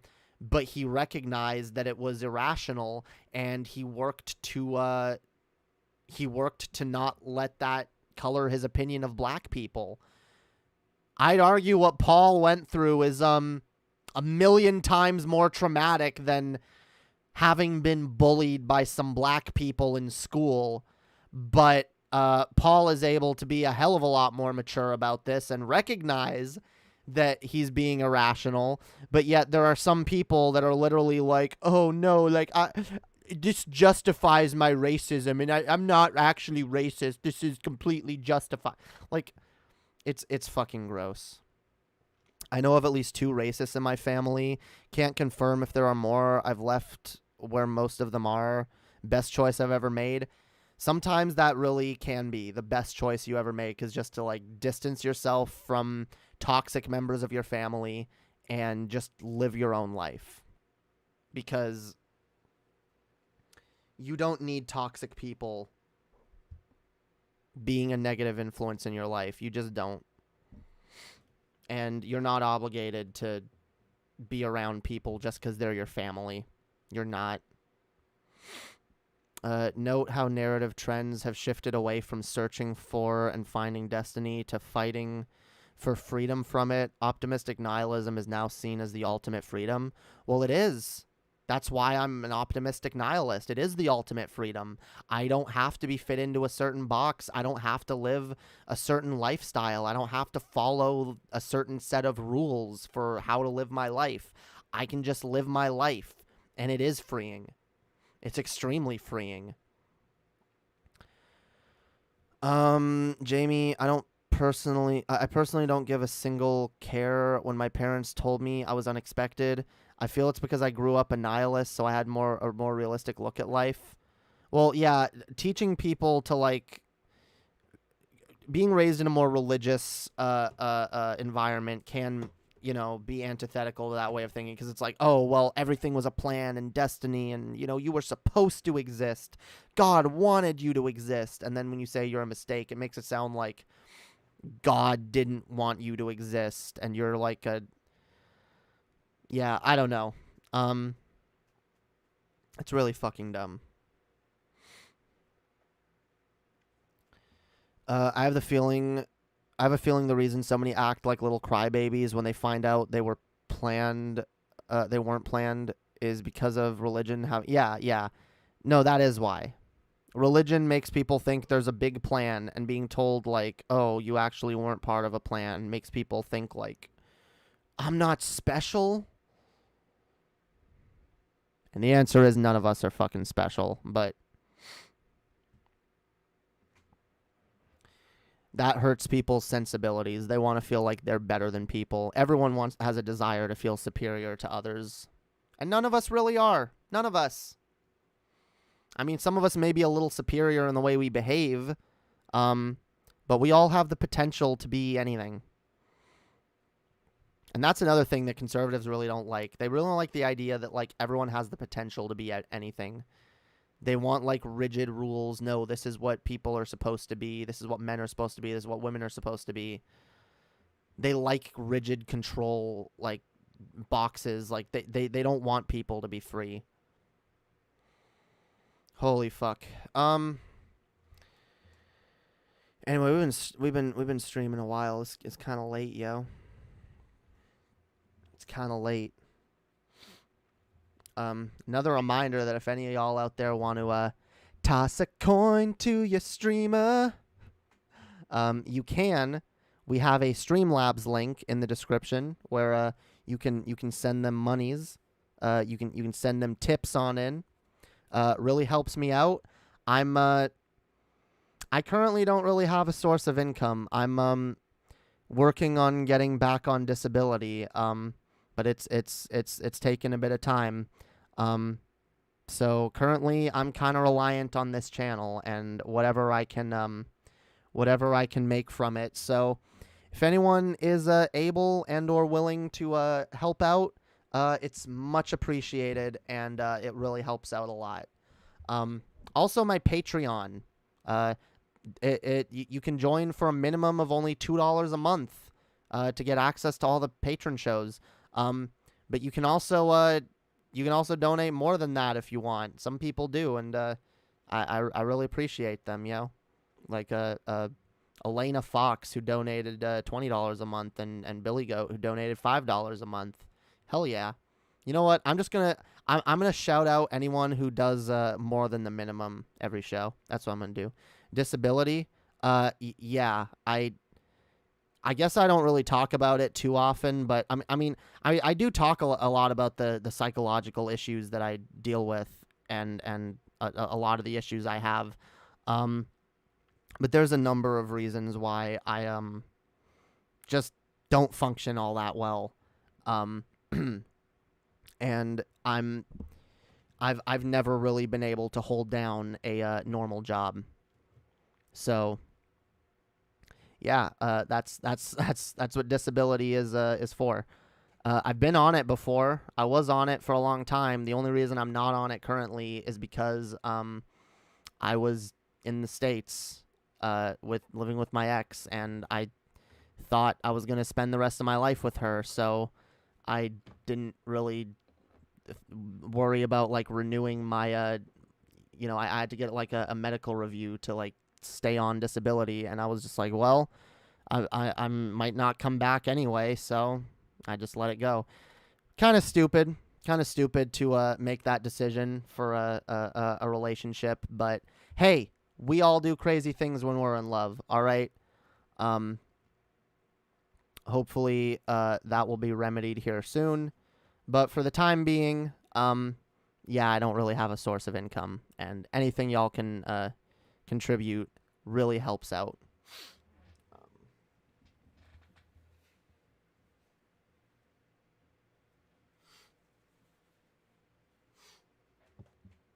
Anyway, thanks to how I drink, I know about throw a coin to your... What? What? I don't know what you're on about. Toss a coin to your streamer, all right? You hate that jingle? Well, that's too bad. It's funny. I like it. I like it. It's catchy. Voosh bad. Voosh bad. Source of income. Oh, okay. Okay, that's what... You guys are being clever. I get it. Good night, Jamie. Thank you for showing my video, and I appreciate your streams. They make me happy. Take care. I appreciate that, yo. I'm glad you enjoy it. I'm glad you enjoy the streams, yo. That's why I do this. You know, I do I try to like let people know and try to get donations and shit. Yeah, I mean, I put a lot of work into this, but you know, I'm just glad that I'm entertaining people and that y'all are being you know, y'all are enjoying this shit, you know? Hells yeah. It's all I ever wanted. I want to entertain. Holy fuck, I can't speak tonight. I want to entertain and you know, be a positive influence on people and a positive force in the universe, you know? We got too much fucking negativity out here. Too much fucking doom and gloom and sadness and cynicism. We need a little bit of goddamn hope. So hells yeah. I'm gonna peace on out. I love all of y'all. I appreciate each and every one of you. Thank you so much for watching, liking, sharing, subscribing, hanging out. You know, those of y'all that donate and are patrons, all of that, I appreciate all of y'all. We'll see y'all next time. Again, remember to join the Discord, follow me on Twitter, check out Patreon, all of that shit. And hell yeah. Stay safe, y'all. Peace out and have a wonderful night, guys. Bye.